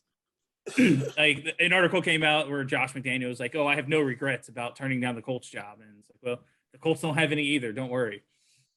I'm sure we will hear plenty in the next few days of Ballard's clip of the rivalry is back on after his press conference for McDaniels backing out. But more than all of that, this game could have a pretty big impact on the AFC playoffs picture. Yeah. If New England wins this game, they're going to be up 2 games with 3 to go against the Bills, so they're likely to win the East. They could potentially have the road to the Super Bowl go through New England, which really wants to go to Foxborough for an AFC Championship game against Bill Belichick. Come on now. Indy potentially loses their tiebreakers of conference record and falls back and potentially ends up in a spot where they need help to get into the playoffs. The Colts win. Frankly, I just think they're going to make the playoffs at that point. If they beat the Patriots. They beat the Patriots. Handle business. They'll be in. Yeah. I mean, I think. If the Patriots lose that game, they could still lose the AFC East because they get Buffalo the next week, and then who knows what happens with seeding after that. So, it's a pretty important football game for both teams. Offensively, I'm going to give the edge to Indianapolis. Mac Jones has been by far the best of the rookie quarterbacks this year. He has played really good football. He's done exactly what they needed at the quarterback position. And the Patriots have been really good running the football of late, but Carson Wentz has been better than Mac Jones. Wentz, I think, has been better than he was in even 2018. Like, he's been really good this year. Really good. And Jonathan Taylor is Jonathan Taylor. He's, the best back in football with Derrick Henry here. And honestly, give me the Colts wide receiver room all day over New England's. Defensively, I'm gonna, the edge I think goes to New England. They've got Bill Belichick, has them looking great right now. Judon has been an amazing pickup for them. They're able to get at it on the edge. They're able to cover. J.C. Jackson has turned into a pretty good player. Right? It's Belichick has that defense rolling right now. On the whole, like, look, this Colts locker room loves Frank. You can kind of see that with Hard Knocks and the interactions with him. Like when in that Tampa game, when Quentin Nelson comes up to him and asks him, call a running play, get the ball to Taylor. Like, having the respect for the coach and the confidence to be able to go to him, make that request. And I will say that I think the whole locker room materials potentially overblown in the NFL. Like, the professionals shouldn't need motivation to get going, but there's still a number of guys in that Colts locker room that are going to probably take it a little personally that Josh McDaniels decided to bail on. And bailed in the middle of the night. Took the job, started calling coaches to bring them in on his staff, and then bailed. But again, it's point out that the Colts got the better coach in the situation. So thank you, Robert Kraft, for convincing McDaniels to stay. I heard he was horrible at Denver, man. That's what I heard. Nightmare. He ran that team into the ground in a year and a half. Horrible. Look, both teams are coming off the bye, so they're going to be about as healthy as you can be at this point in the season. The Colts have been rolling. It's in Indianapolis, and I think the Colts understand that they have to win this if you want to be a playoff team, they've been close against a lot of good teams. They need to get over the hump, and I think they will. I'm gonna take the Colts 27-21. All right. Craig, Patriots versus Colts. Who you got? Yeah, this is gonna be an interesting game. It's gonna be big. Saturday night, right? Saturday night game, yeah. So, I think that the Patriots, I mean, they didn't pass the ball at all really that last game, but they ran the hell out of the ball, and they ran for over 222 yards, I think they had on the ground total. So, I mean, their offense, as far as running the ball, like they're a really good running team, and that's always pretty much been their I guess the way that their offense goes. Even when they had Tom Brady, like you had to have a good running game. But obviously the Colts have Jonathan Taylor. I mean, he's the best back in football. He can't really be stopped, and I like Carson Wentz better than Mac Jones. I like their receivers better than the Patriots receivers, even though they have like a bunch of like number 2s and 3s. Michael Pittman has emerged as a clear-cut number 1. So I'm taking, even though the Patriots running game has been pretty good as of late, and Mac Jones hasn't really been turning the ball over, and they've been winning games. They won 6 in a row. I have to still take the Colts offense. This is going to be a big test for Mac Jones on the road, in a big spot late in the season. So this is going to be a really tough task for him. But fortunately he has a really good defense, and it's just, you just look at this Patriots defense. I mean, they won 7 in a row, and 6 of those 7 they've given up no more than 13 points. Now, granted, they played the Jets, the Panthers, the Falcons. Yeah, Jets, Panthers, and Falcons, basically. Those are the three worst teams they played, but they also played the Chargers, the Browns, the Titans, and the Bills. And so, their defense is playing amazing. The Colts defense is playing amazing as well, especially considering that they had that murderous start to the season with those 7 of 8 games or 6 of 7 games start the season. So they're starting to turn it around a little bit now here too, and they had a big win a few weeks ago against the Bills. They came back and played tough against the Bucks, and then they come off a shutout against the Texans. And then both of these teams are coming off of byes, so they both should be rested. They both should be ready to go. But the Patriots defense, I think, is 3rd overall right now, and they've just kind of been trending upwards. J.C. Jackson is I mean, they wanted to know who's going to take over for Gilmore, and it was like J.C. Jackson. So their defense is rolling. So I'm taking the Patriots defense. Obviously Bill Belichick, I mean, he's done a great job considering how the team started. I believe they started like 2-4. So, I mean, they've turned it around immensely, and they look really good with Mac Jones. They look comfortable with Mac Jones. I don't really want to hear no Tom Brady comparisons or nothing like that yet, but he's starting to trend up, not in that Tom Brady direction maybe yet, but he's trending upwards. It looks like, I mean, I guess if you were to it's kind of hard to say redo the draft. Somebody asked me this the other day, if you redo the draft, would you take, or as far as quarterbacks, would Mac Jones go 1, blah, blah, blah. I don't know. It's just a system that he's in. He happened to land in a great probably system. The best place that he could land in. Yeah. If Trevor Lawrence landed here and Mac Jones went 1, and Mac Jones in Jacksonville. Trevor Lawrence land with Belichick. That's what I'm saying. So that's what I thought to tell him, and he was, so you just don't know. Yeah. But I just think Mac Jones landed in the best spot, and fortunately he has McDaniels there as a good offensive coordinator. Obviously Bill Belichick there, greatest coach of all time for NFL, and he has a great defense as well. So that all plays the part with that.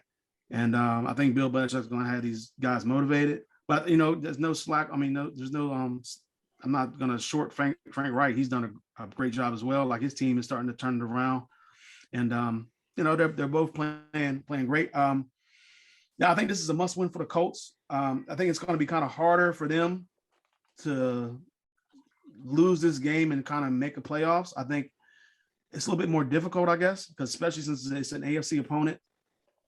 And like you got the Bengals breathing down their neck, you got the Bills, Browns. So there's so many teams. I think the Patriots can afford to lose a game here and still go in the next week at home against Buffalo and still win. And then they got 2 more after that they can win easily.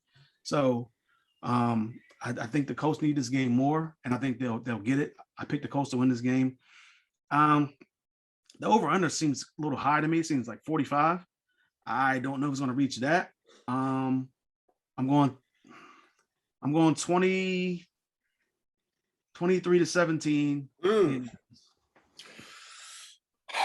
This is a good one. I think we've been waiting for this one for a while. Offense. I like the Patriots offense. I think they're rolling. They're playing good. They're running the ball extremely well. But I'm gonna go to the Colts offense. I just think that overall they're better, and the quarterback passes 3 times is ridiculous to me. But Mac Jones isn't going to be able to do that against the Colts. That's not going to happen. That's not going to happen. But I do like Mac Jones. It's still early to say he's the best quarterback of the class, but I like him. Like, I would have liked him if he fell to the Washington football team. I just didn't think he was the 3rd pick, but maybe he was worth it. Maybe he was. Right now he's probably better than Zach Wilson. But once again, look at the situation. Belichick knows how to groom a quarterback. He did it with Tom Brady. Like, listen, man, we're going to run the ball, and we're going to be really simple. We're going to run the ball, and you're going to give two reads, right? This happens. But that offense, I got to give to the Colts. They got Jonathan Taylor, too. That's just enough said right there. Defense, I got to give it the Patriots. And, wow, what a year makes. Last year the Patriots were railing, but they had a lot of players that went and said we're not playing because of COVID. And there were a lot of defensive players. They're all back, and they're back like they never left. J.C. Jackson is phenomenal, man. I see why they traded Stephen Gilmore. Now, listen, nothing wrong with Gilmore. I think he's a great player, and he's phenomenal. But J.C. Jackson's younger, and his production is up there, so can't get mad at him for that. Coach, I gotta go Bill Belichick. I mean, this year he's probably going to win Coach of the Year, and I think it's all deserving. Maybe him or Cliff Kingsbury, but I don't know. The way that he's been doing with a rookie quarterback and just has that team moving on all cylinders. This is why he's a great coach. This is why Bill Belichick is considered the greatest coach of all time, what he's doing this year. Right? I love Frank Reich, though. I think Frank Reich is perfect for the Colts. He fits the Colts, man. He's very even keel. Not stern. And I like the way that he communicates. And he motivates the players. He fits the Colts like they fit. They're a perfect match. So I'm glad they did make that decision and not Josh McDaniels. So I think this one, two things. The Colts are coming off a bye, which I think is very vital. They're going to be a lot healthier. So coming off that big win versus the Texans, and I just think that when you play good teams, Mac Jones is going to get exposed, and the Colts are going to be able to do that. So I got the Colts 27-23 or 24-20. It's going to be. I think the Colts are going to win, man. I just think they have a better team right now. So James, real quick, two things I forgot to mention. Mhm. One for kind of each side. Mhm. Yes, Mac Jones has done a really good job taking care of the football this year, but the Colts, I believe, have 14 straight games with a turnover. Yes, that Um, one in the NFL, correct? and it's their pass rush rates haven't been great all season, yet they're still able to come up with football. Mhm. So it'll be interesting to see how a rookie quarterback handles that. Mhm. On the flip side, while yes, this is a regular season game, this is a playoff game. It has Yep. playoff implications. It is going to be a playoff atmosphere inside Lucas Oil Stadium, Mhm. and you've got a rookie quarterback with the Patriots. But Carson Wentz has 4 attempts in the postseason in his career. Wow. He, tore his ACL, was out for the Super Bowl run. Oh, that is right. Then the next time they made the playoffs, He got hurt second on the drive of the first game, play. got a concussion. Yeah. So he doesn't have playoff experience either. This is going to be kind of a new setting for him. So Mm. we'll see how Wentz handles it, and it'll be a good preview to see potentially, where can Wentz take a football team. Yeah. All right. Craig, Broncos versus Bengals. Who you got? Yeah, man. I like the Bengals. If they can just get some of their wide receivers going early, and Joe Burrow get going early, I think I like their offense. Joe Mixon, he's second in rushing right now behind Jonathan Taylor. So I think he's definitely the key for this team is to start getting him going early. Gordon and Williams on the other side with the Broncos, they started to turn up, and they look good as a duo. And then when Williams had his time to shine, when Gordon was out, he looked good. And I never believed in Teddy Bridgewater. I still don't believe in Teddy Bridgewater. I think he has guys around him, Judy, Sutton, and Fant, and they just don't get utilized to me as much as they should. And versus on the other side, those 3 receivers, Higgins, Boyd, and Chase, they do get utilized for the most part, or at least one of them maybe has one or two of them might have a really good game or something like that. Whereas Judy and Sutton just haven't really done anything the last couple of weeks. So I think the backup tight end is had a big game last week, but it just comes down to the quarterback, and I would take Joe Burrow over Teddy Bridgewater 10 times out of 10. Heck yeah, you better. So I'm definitely leaning towards the Bengals offense on this one. The defense, though, I gotta go with the Broncos. I think their defense is playing really well. Just look at the last look at the last couple of games that they've played. They started to, granted they played the Lions, but they gave up 10 points. They only gave up 22 to the Chiefs.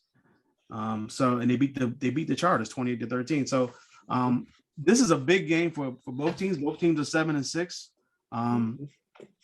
The Bengals have lost 2 in a row. So they definitely need a win, especially with their schedule coming up. Well, actually, both teams have a tough schedule coming up if you think about it. But, so right now we're in that playoff. Every game for both teams is a playoff game.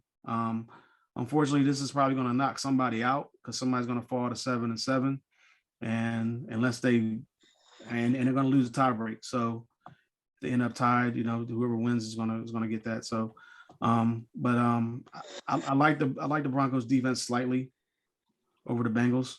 Oh man, coaching, man. Coaching, I think it's a toss-up.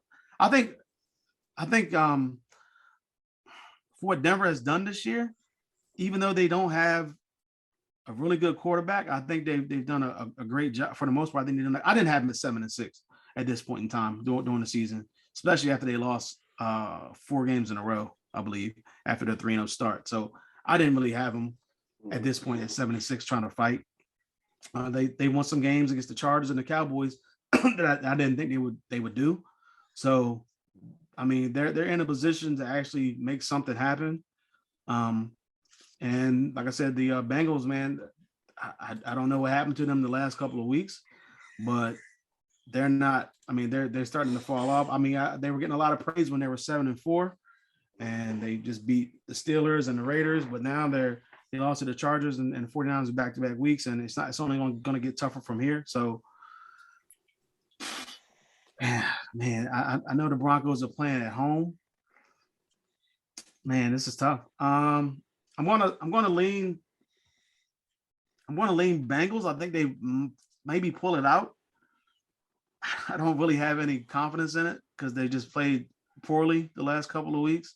But I'm going 26-23 Cincinnati, because I think it's a must win for both teams, but I just think the Bengals can pull it out because of the quarterback. All right. This is a big game. This is in the words of Jonathan Taylor's December football. No matter what level of football you're in, like he broke that down. If you're in high school, it's championship. If you're in college, it's a bowl game. NFL, if your games matter in December, it's playoff time. So these teams are pretty good. So the offense, I got the Bengals. Joe Burrow's a good quarterback. Jamar Chase, T. Higgins, Joe Mixon. They fit the bill, man. So I think I like the offense a little bit better. Teddy Bridgewater is a game manager quarterback. But he just can't get the ball to, which is crazy because I felt like he did a better job last year with Bobby Anderson and Curtis Samuel and DJ, right? I just feel like he did a really good job of getting the ball to him. So now he has Noah Fant. I don't know if Corn Sutherland is still hurt, but they have Jerry Jeudy, and I don't know where it's at. They run the ball a lot, which is great, but I just don't see where the offense is at, and it disappears for spells. So I'm going with the Bengals. Defense, I'm going with Denver, man. The defense is just overall good. They're going to continue to be good, and they continue to dominate. That's Vic Fangio's thing. Fangio's thing was defense. He had a great defense in Chicago, and I think he just carried it over to the Broncos. Coaching. Oh.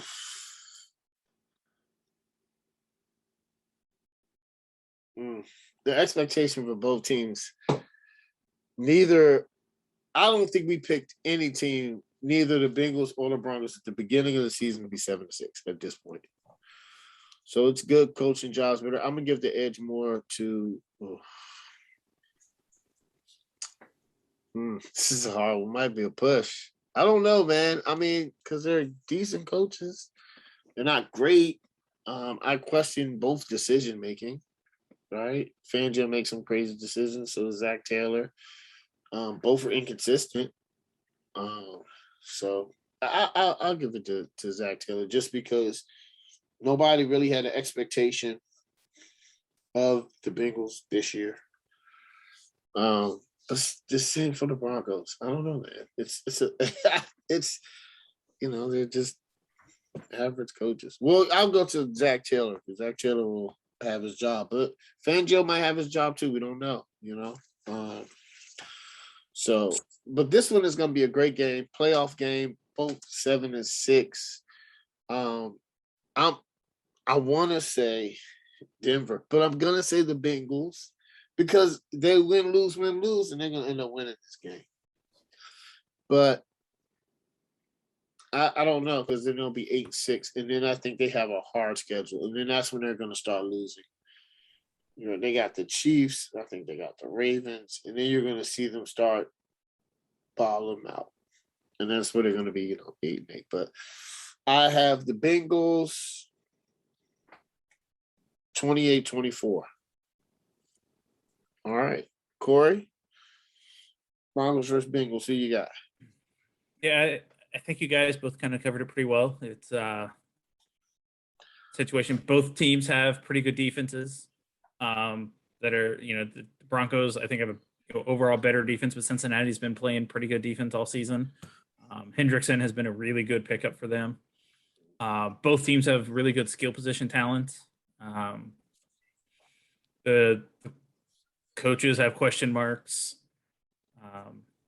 And for me, this game just comes down to I trust Joe Burrow significantly more than I do Teddy Bridgewater. Yes, Cincinnati lost last week, but game on the line, put the ball in his hands. Joe Burrow marched him down for a touchdown. He put them in a position to win that football game, and he's playing pretty well. He's living up to that number one hype. So I'm going to take Cincinnati. I'll say 23-20. All right. Guess I'm gonna take this one. And I just got some disturbing news. I need to redo my picks, man. That's what I need to do.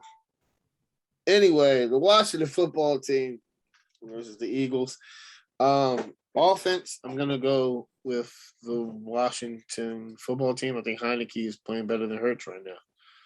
Bottom line, and they're not getting the ball to Jalen Smith, Devontae Smith, which is crazy because he's showing so much potential. Get him the ball, and Hurts can't do it. And they're up and down with running the ball. So, we know what the Washington football team's going to do. Defense, Washington football team again. Their defense is playing out of this world. They had a turnaround. I remember having a conversation where I was like, if Jack Del Rio doesn't turn us around, his ass is grass, fired. But they turned it around, and we're in playoff contention. We're actually in the playoff. Well, if the playoffs were today, we would be in it. But I had a change of heart, as you want to say, because I just got some news. Anyway, coaching, I'm giving it to Ron Rivera. I just think the coaching job he's done with this team is phenomenal. But Washington, first I was like, I'm going to go Washington football team. We'll be all right. I know we don't have Allen. It's okay. Washington football team has 18 players on the COVID list, 9 starters. Philly's coming off a bye week. Fortunately, the Washington football team is going to lose this game and probably out of the playoffs. I mean, it's. I don't know how we beat them with down 9 starters. I don't know how an NFL team does that. So it's unfortunate. I'm going to watch the game, but a lot of cussing. So I got the Eagles winning 24-17. I hope that's not the case, but anyway, Corey, Washington football team versus the Eagles. As you kind of touched on there, James, I think the conventional talking about this game's out the window. Yep. Yeah. Like Washington was already a pretty banged up team. They've lost multiple starters, defense, their offensive line's banged up. Heineke is banged up right now. And then you just throw in the COVID outbreak on top of it all. And if somehow they're able to win this game, you give Ron Rivera a 10-year extension. Yeah. Like, it would be a minor miracle. It would be a huge upset. It's asking a lot. And it's what I say. I do think top to bottom roster, coaching across the board, I think Washington's the better football team. But there's just so much going on. I'm gonna take Philly 23-13. Yeah. That's 9 starters, man. That's a lot. It's a lot. Craig? I know you're happy. Should be happier, man. Yeah, I definitely think that on the offensive side of the ball, I would definitely lean towards Philly slightly. Because I just don't know what Washington's going to have in this game. I don't even know if Terry McLaurin's going to play. He might have a concussion still. I don't know. Taylor Heineke, he's a little bit banged up. He don't have. I don't even know who the backup quarterback is. Your favorite quarterback from Carolina, Kyle Allen. Yeah, no, he's on COVID, right? Oh yeah, he might be. I think he's on the COVID list. So I don't even know if he's even gonna be there. And I don't even know that's what I'm saying. I don't know who the backup is now. I had to look into that. But so if he's not playing, and then you got a bunch of offensive linemen and just there's no Logan Thomas, and if Terry McLaurin isn't playing, I don't know, man. You got to run the ball a lot, and then Philly can just stack the box and stop any type of running game that Washington might have. So I'm leaning toward, and then you got, Hurts is at least he's not really a good passer, but he can run the ball. So he has like almost 700 yards rushing. So I think he's leading the team. So he can definitely scramble and make something happen with his feet, even though he doesn't always make it happen with his arm. So I'm leaning towards Philly there. Defensively, I'm taking Washington. I know that there are a bunch of people out.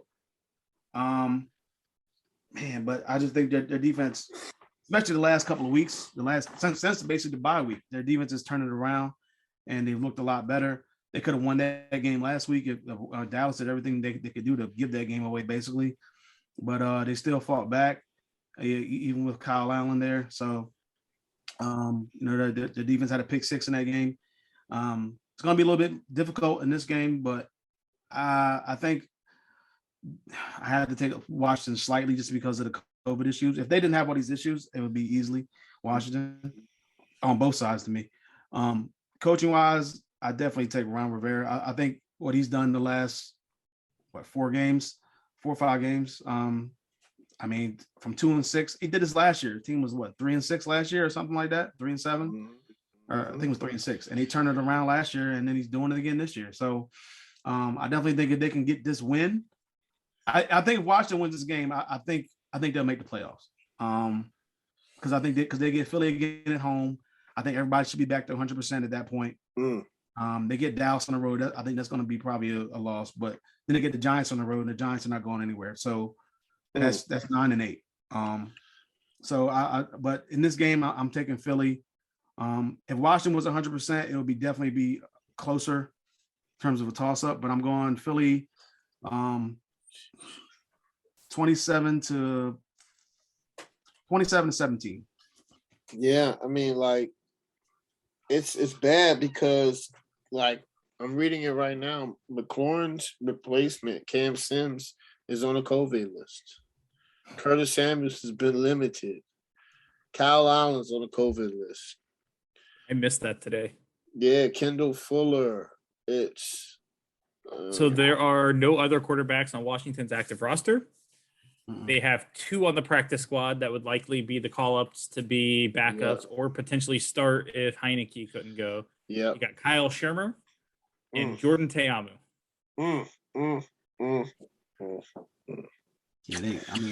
It's bad. That's a lot. 18 players. Yeah, I just read an article. They said that Brandon Sheriff was in a meeting and it was like, yeah, someone else got COVID. It's like another one. So it's unfortunate, man. Because it's unfortunate, man. It's a lot. That's a lot. You want to see this game where both teams are pretty much, as full strength as you can be in week 14, 15, week 15. But if they didn't have COVID and it was just injuries, but you got injuries on top of COVID, or it's crazy, man. It's crazy. Well, Corey, Titans versus Steelers. Who you got? This game, offensively, got to give the edge to Pittsburgh. That's not saying a lot. Yeah, not necessarily because they have a great high-functioning offense. It's that Tennessee largely looks that bad. Yeah, they beat up on the Jaguars, but whoop-de-doo. Ryan Tannehill's the guy. I said it before the season. I said it while they were winning. Like, this offense is Derrick Henry or bust.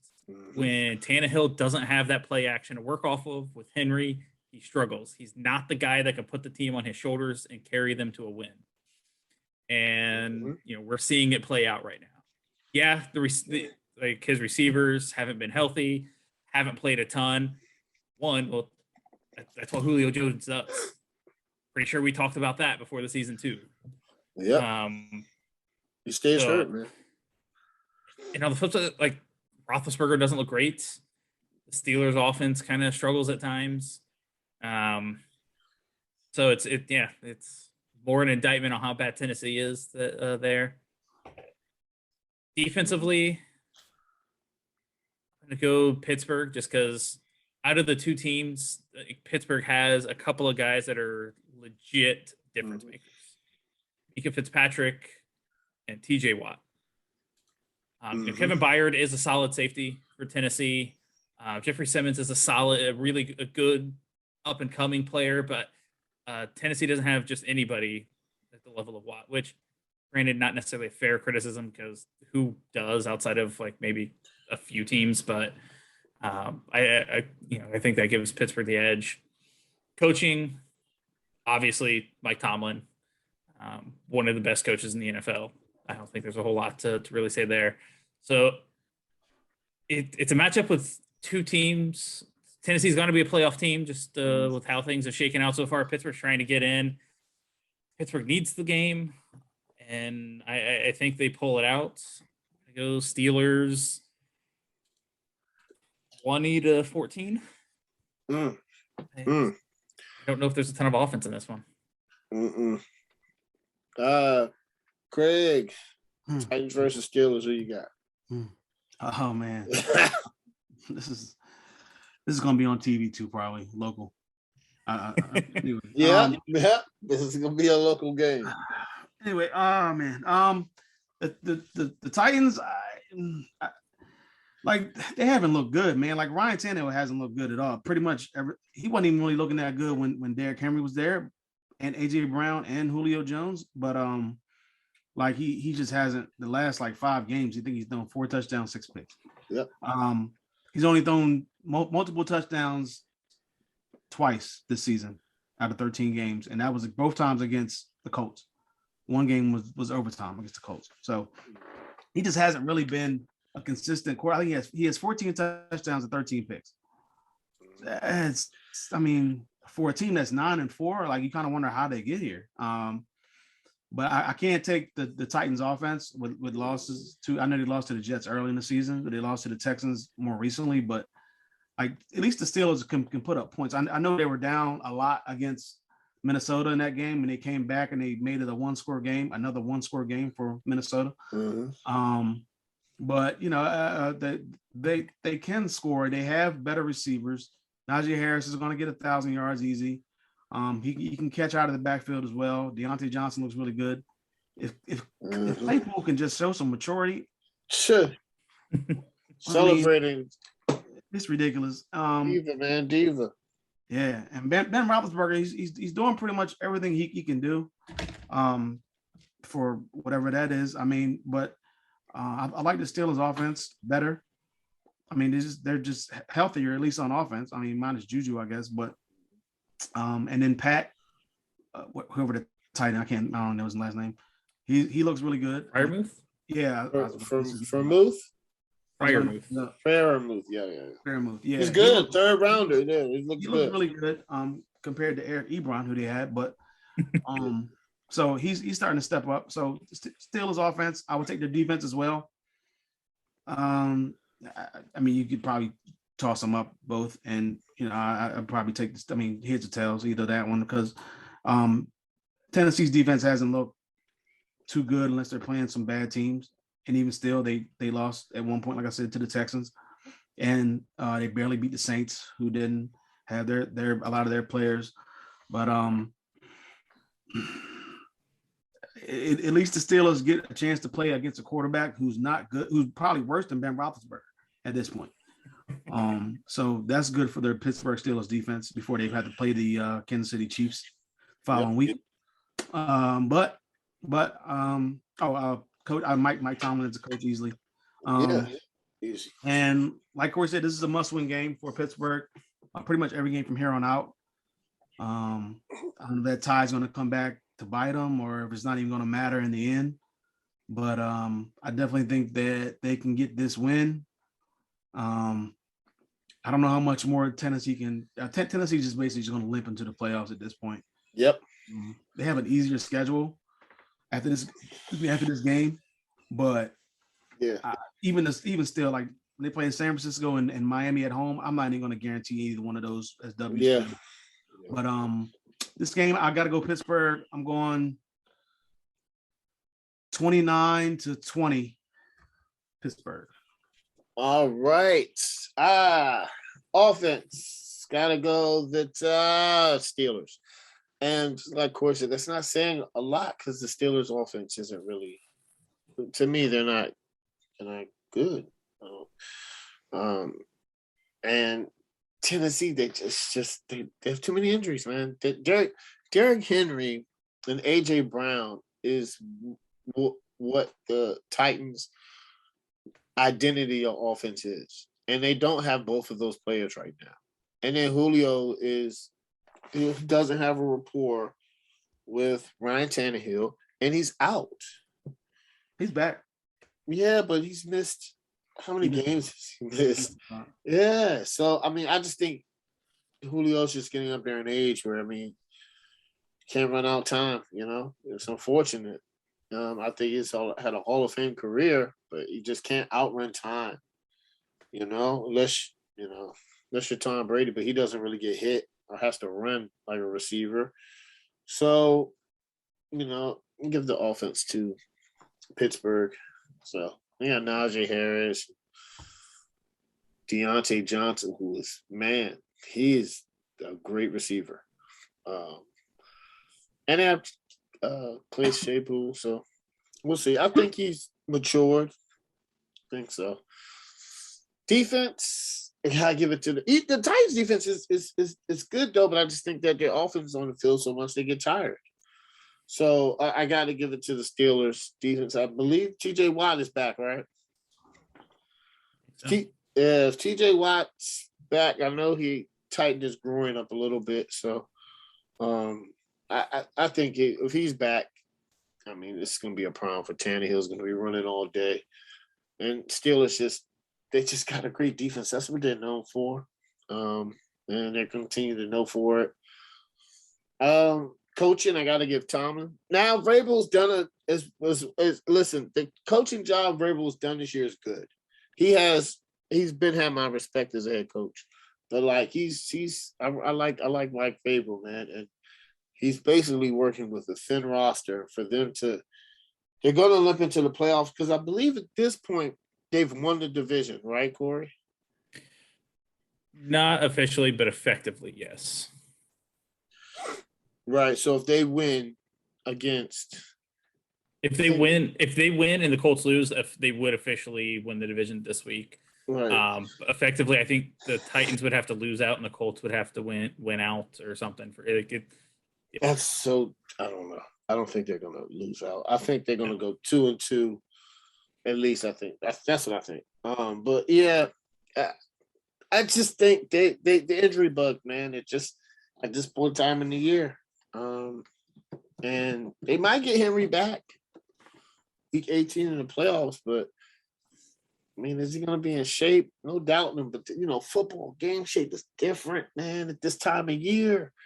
So, it's different. So I got the Steelers, man, and I got it Steelers 24-10. I just don't think it's going to be like a good game.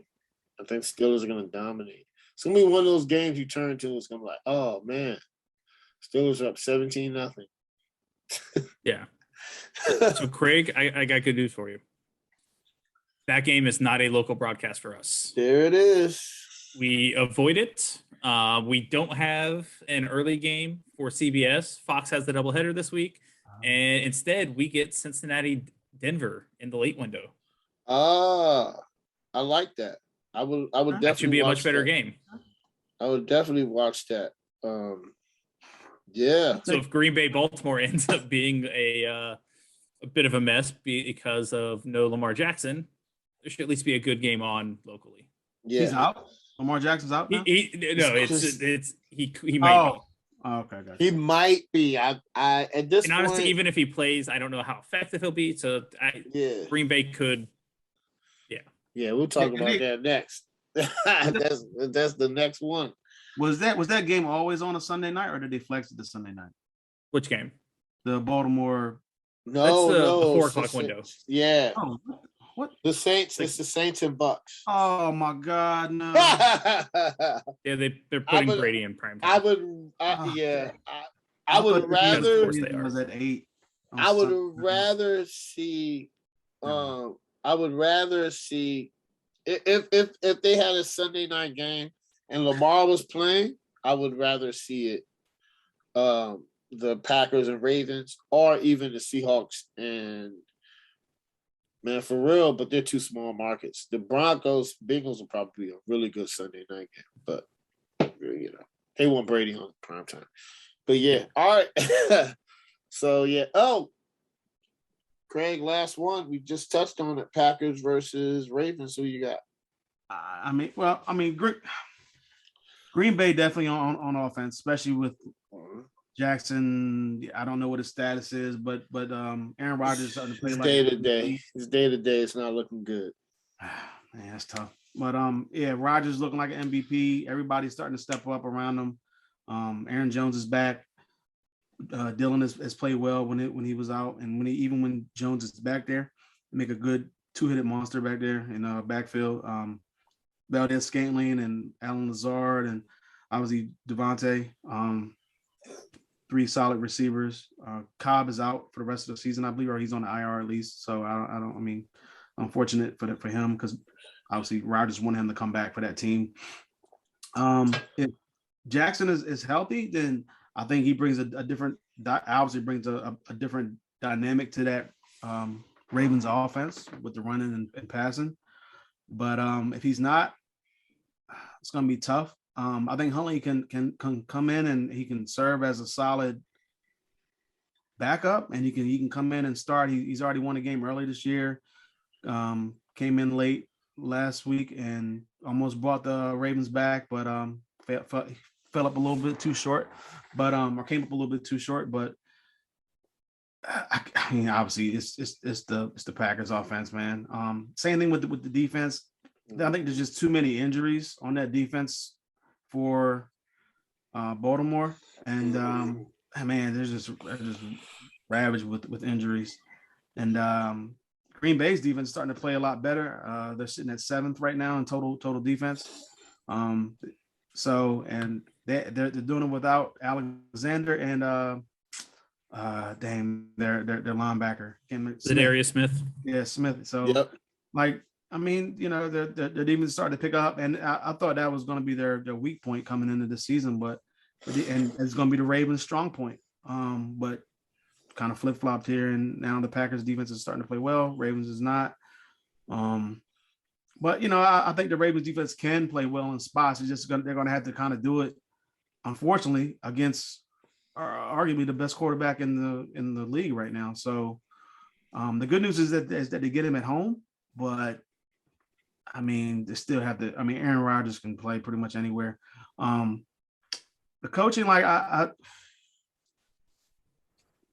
coaching is kind of even, but I would probably take Harbaugh. I know the job that Matt LaFleur has done pretty much every year, and he's even doing a great job this year. But with everything that I was about to say COVID, but both starting quarterbacks have had COVID.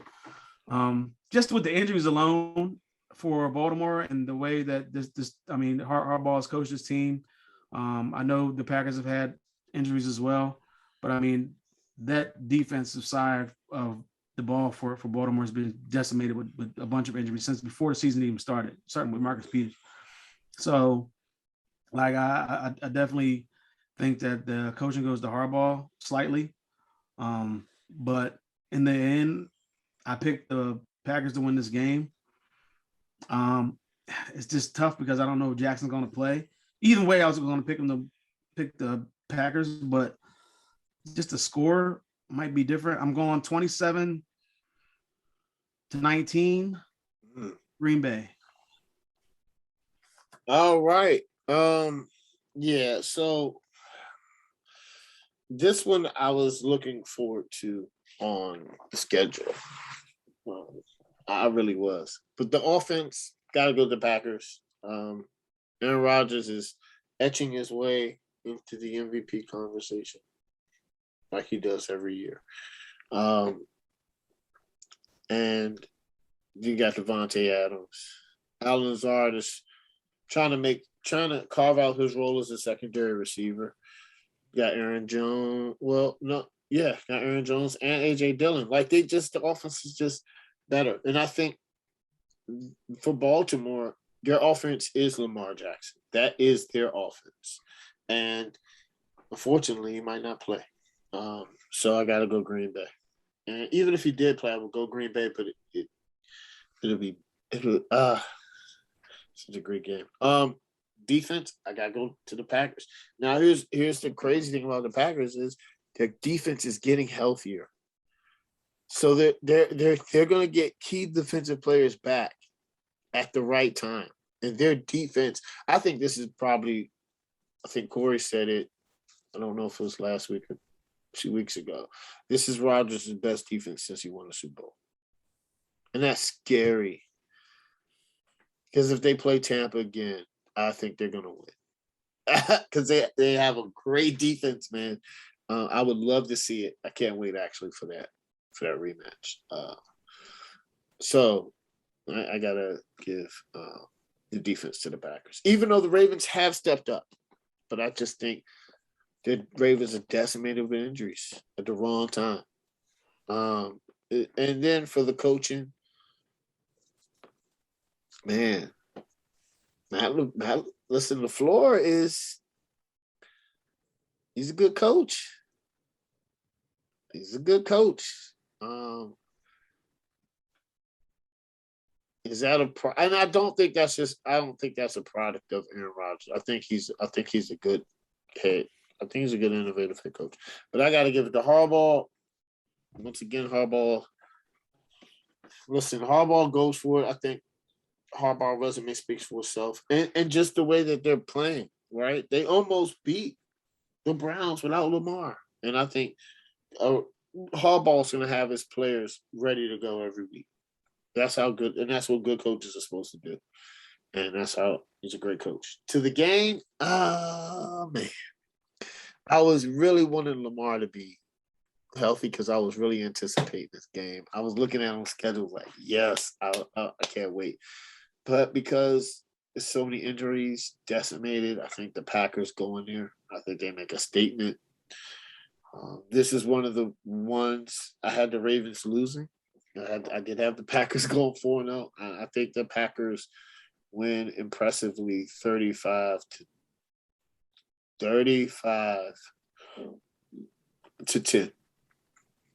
Oh, man, it doesn't look like Lamar's going to play. If Lamar plays, then I think the score is 35-28. But it's going to be 24-20. But I just think the Packers are going to win because they just have a better team. But I don't think Lamar's going to play. I don't think he's going to play. He has an ankle sprain. Those are funny. The Kyler was out weeks for that. I just don't think Lamar's going to play. That's why 35-10 Packers. All right, Corey. I think you're kind of spot on there, James. I think for the Ravens, you talk to the medical staff and see how severe this ankle injury is. Is it something that giving him a week off would be enough to get him to a point where he could play his style of football for the last 3 games? Because it's a non-conference matchup. Mm-hmm. Mm-hmm. You can afford to lose that game, but they can't really afford to lose the following week when they go to Cincinnati. They really can't afford to lose last game of the year when they host the Steelers. They got to win those 2 divisional games. They have the division and make the playoffs without question. Who is it? It's they have the Bengals. Don't they have 3, right? Yep, Bengals, Rams, Steelers. Okay, yeah. So they have to win 2 of those. They got to win the 2 divisional games. They have to win like those. beating the Rams or the Packers would be icing on the cake. Yeah, they have to win those 2 division games. Yeah, that's a good point. So I think it's a cost benefit analysis. You look at is, I think you sit Lamar, you let him get as healthy as possible going into that divisional matchup that you absolutely have to have, rather than putting him out there against a great Green Bay defense, asking him to play Superman on one leg and potentially making that injury worse. Or even if it's to a point where it doesn't get any better going into the next game, that's a problem for you. Mm-hmm. I mean, I don't know how severe it was, but it was severe enough that he couldn't come back into the game last week. Which is rare. He likes to play. I think Harbaugh should look at Indianapolis. Look at what happened with Carson Wentz after his severe ankle sprain. That he tried to gut it out, play against Tennessee, and the dude could barely walk. Limited the offense. And I mean, the Colts probably still could have won that game, but like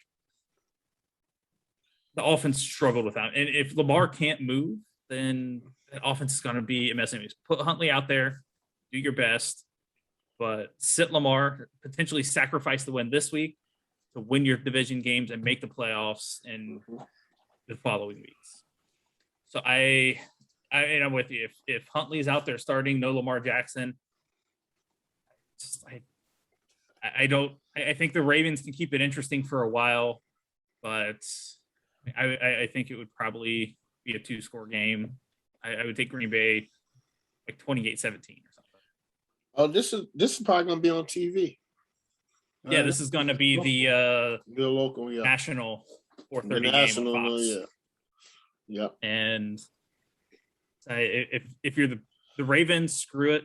The NFL is probably going to be angry with you, but you got to look out for the. I don't even know. Look out for your playoffs. You just be like, he's out. Yeah, his ankle can't go, guys. Yeah, I mean, I didn't even think of it from that perspective. I do agree, because I looked at I was like, oh man, they got the Steelers and the Rams. So if Lamar's healthy, you have to have him healthy, man. If he goes out there limping, he might hurt it again, and then your season's done. Yeah, season's done. And I didn't even know this. Lamar's never missed a start. I was like, wow. Yeah, and also going back to Wentz in Indianapolis, like between that first game against Tennessee, that next game, Wentz looked significantly better. So I think give Lamar the week off, let him try to get healthier, and gear up for those last 3 games. Okay. Speaking from experience, Harbaugh, if you're listening, I mean, I agree. Craig, yeah, I feel like they kind of have to. Like, man, let's just, If you're thinking long term, then yeah. Because I mean, the playoffs are more important if you can get in than a regular season game. And even though the matchup is like a really good matchup, like you're playing a really good team. Yeah. And you need probably all the wins that you can get, especially since they lost the last 2. But at the same time, like you want to have your best player as healthy as possible. So I don't have. If they sit him, and that's the reason why I don't have a problem with that. I know Lamar definitely wants to play. Yeah. Because that's the competitor in him. But you got to think long term. Because I before the season started, I thought they were going. I had him in the Super Bowl. Baltimore. Yeah, I like that pick. That's a good pick. But now, it's so wide. I had Baltimore against Green Bay, but now it's just so wide open. I have no clue. Like, I don't know who's going to go from either conference, which is to me it makes it more compelling. It makes it more fun.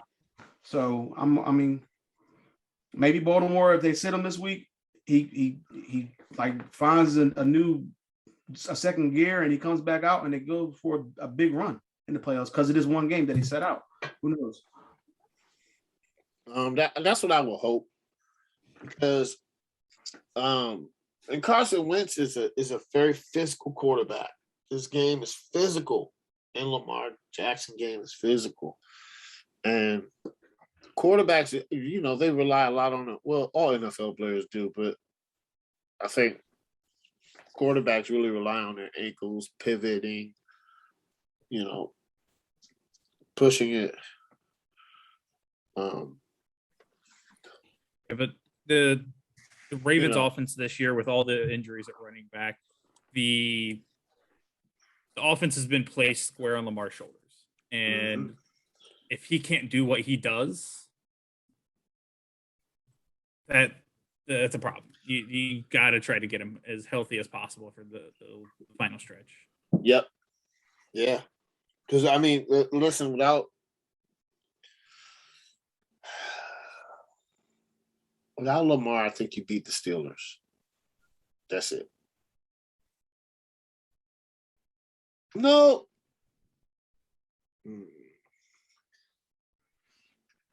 I don't know, because they said Huntley didn't play bad. So he could. They have the Bengals, who I don't think they're going to make it. So they could go 2-2 without Lamar, but Lamar be healthy. But I don't know. Those ankle sprains are funny, man. Like, they'll say day to day for 2 weeks, 3 weeks. Like, man, what? And that's definitely a big part of his game, obviously, with his legs. So he likes to run. So yeah, not even that. I think probably throwing too. Just like Aaron Rodgers, I didn't know. His toe matters. I didn't think that. Well, I'm not an NFL quarterback, but he was like, his toe, he needs to feel the ground when he throws, because they said they can inject it and numb it, but he says if they numb it, he can't feel. And I think the lower legs as a quarterback, you got to feel it. So it's going to be interesting, man. It's a lot of injuries and COVID. So next year, hopefully, I mean, I don't think it's not going anywhere. So it's going to be like this for a while, So that's it, man.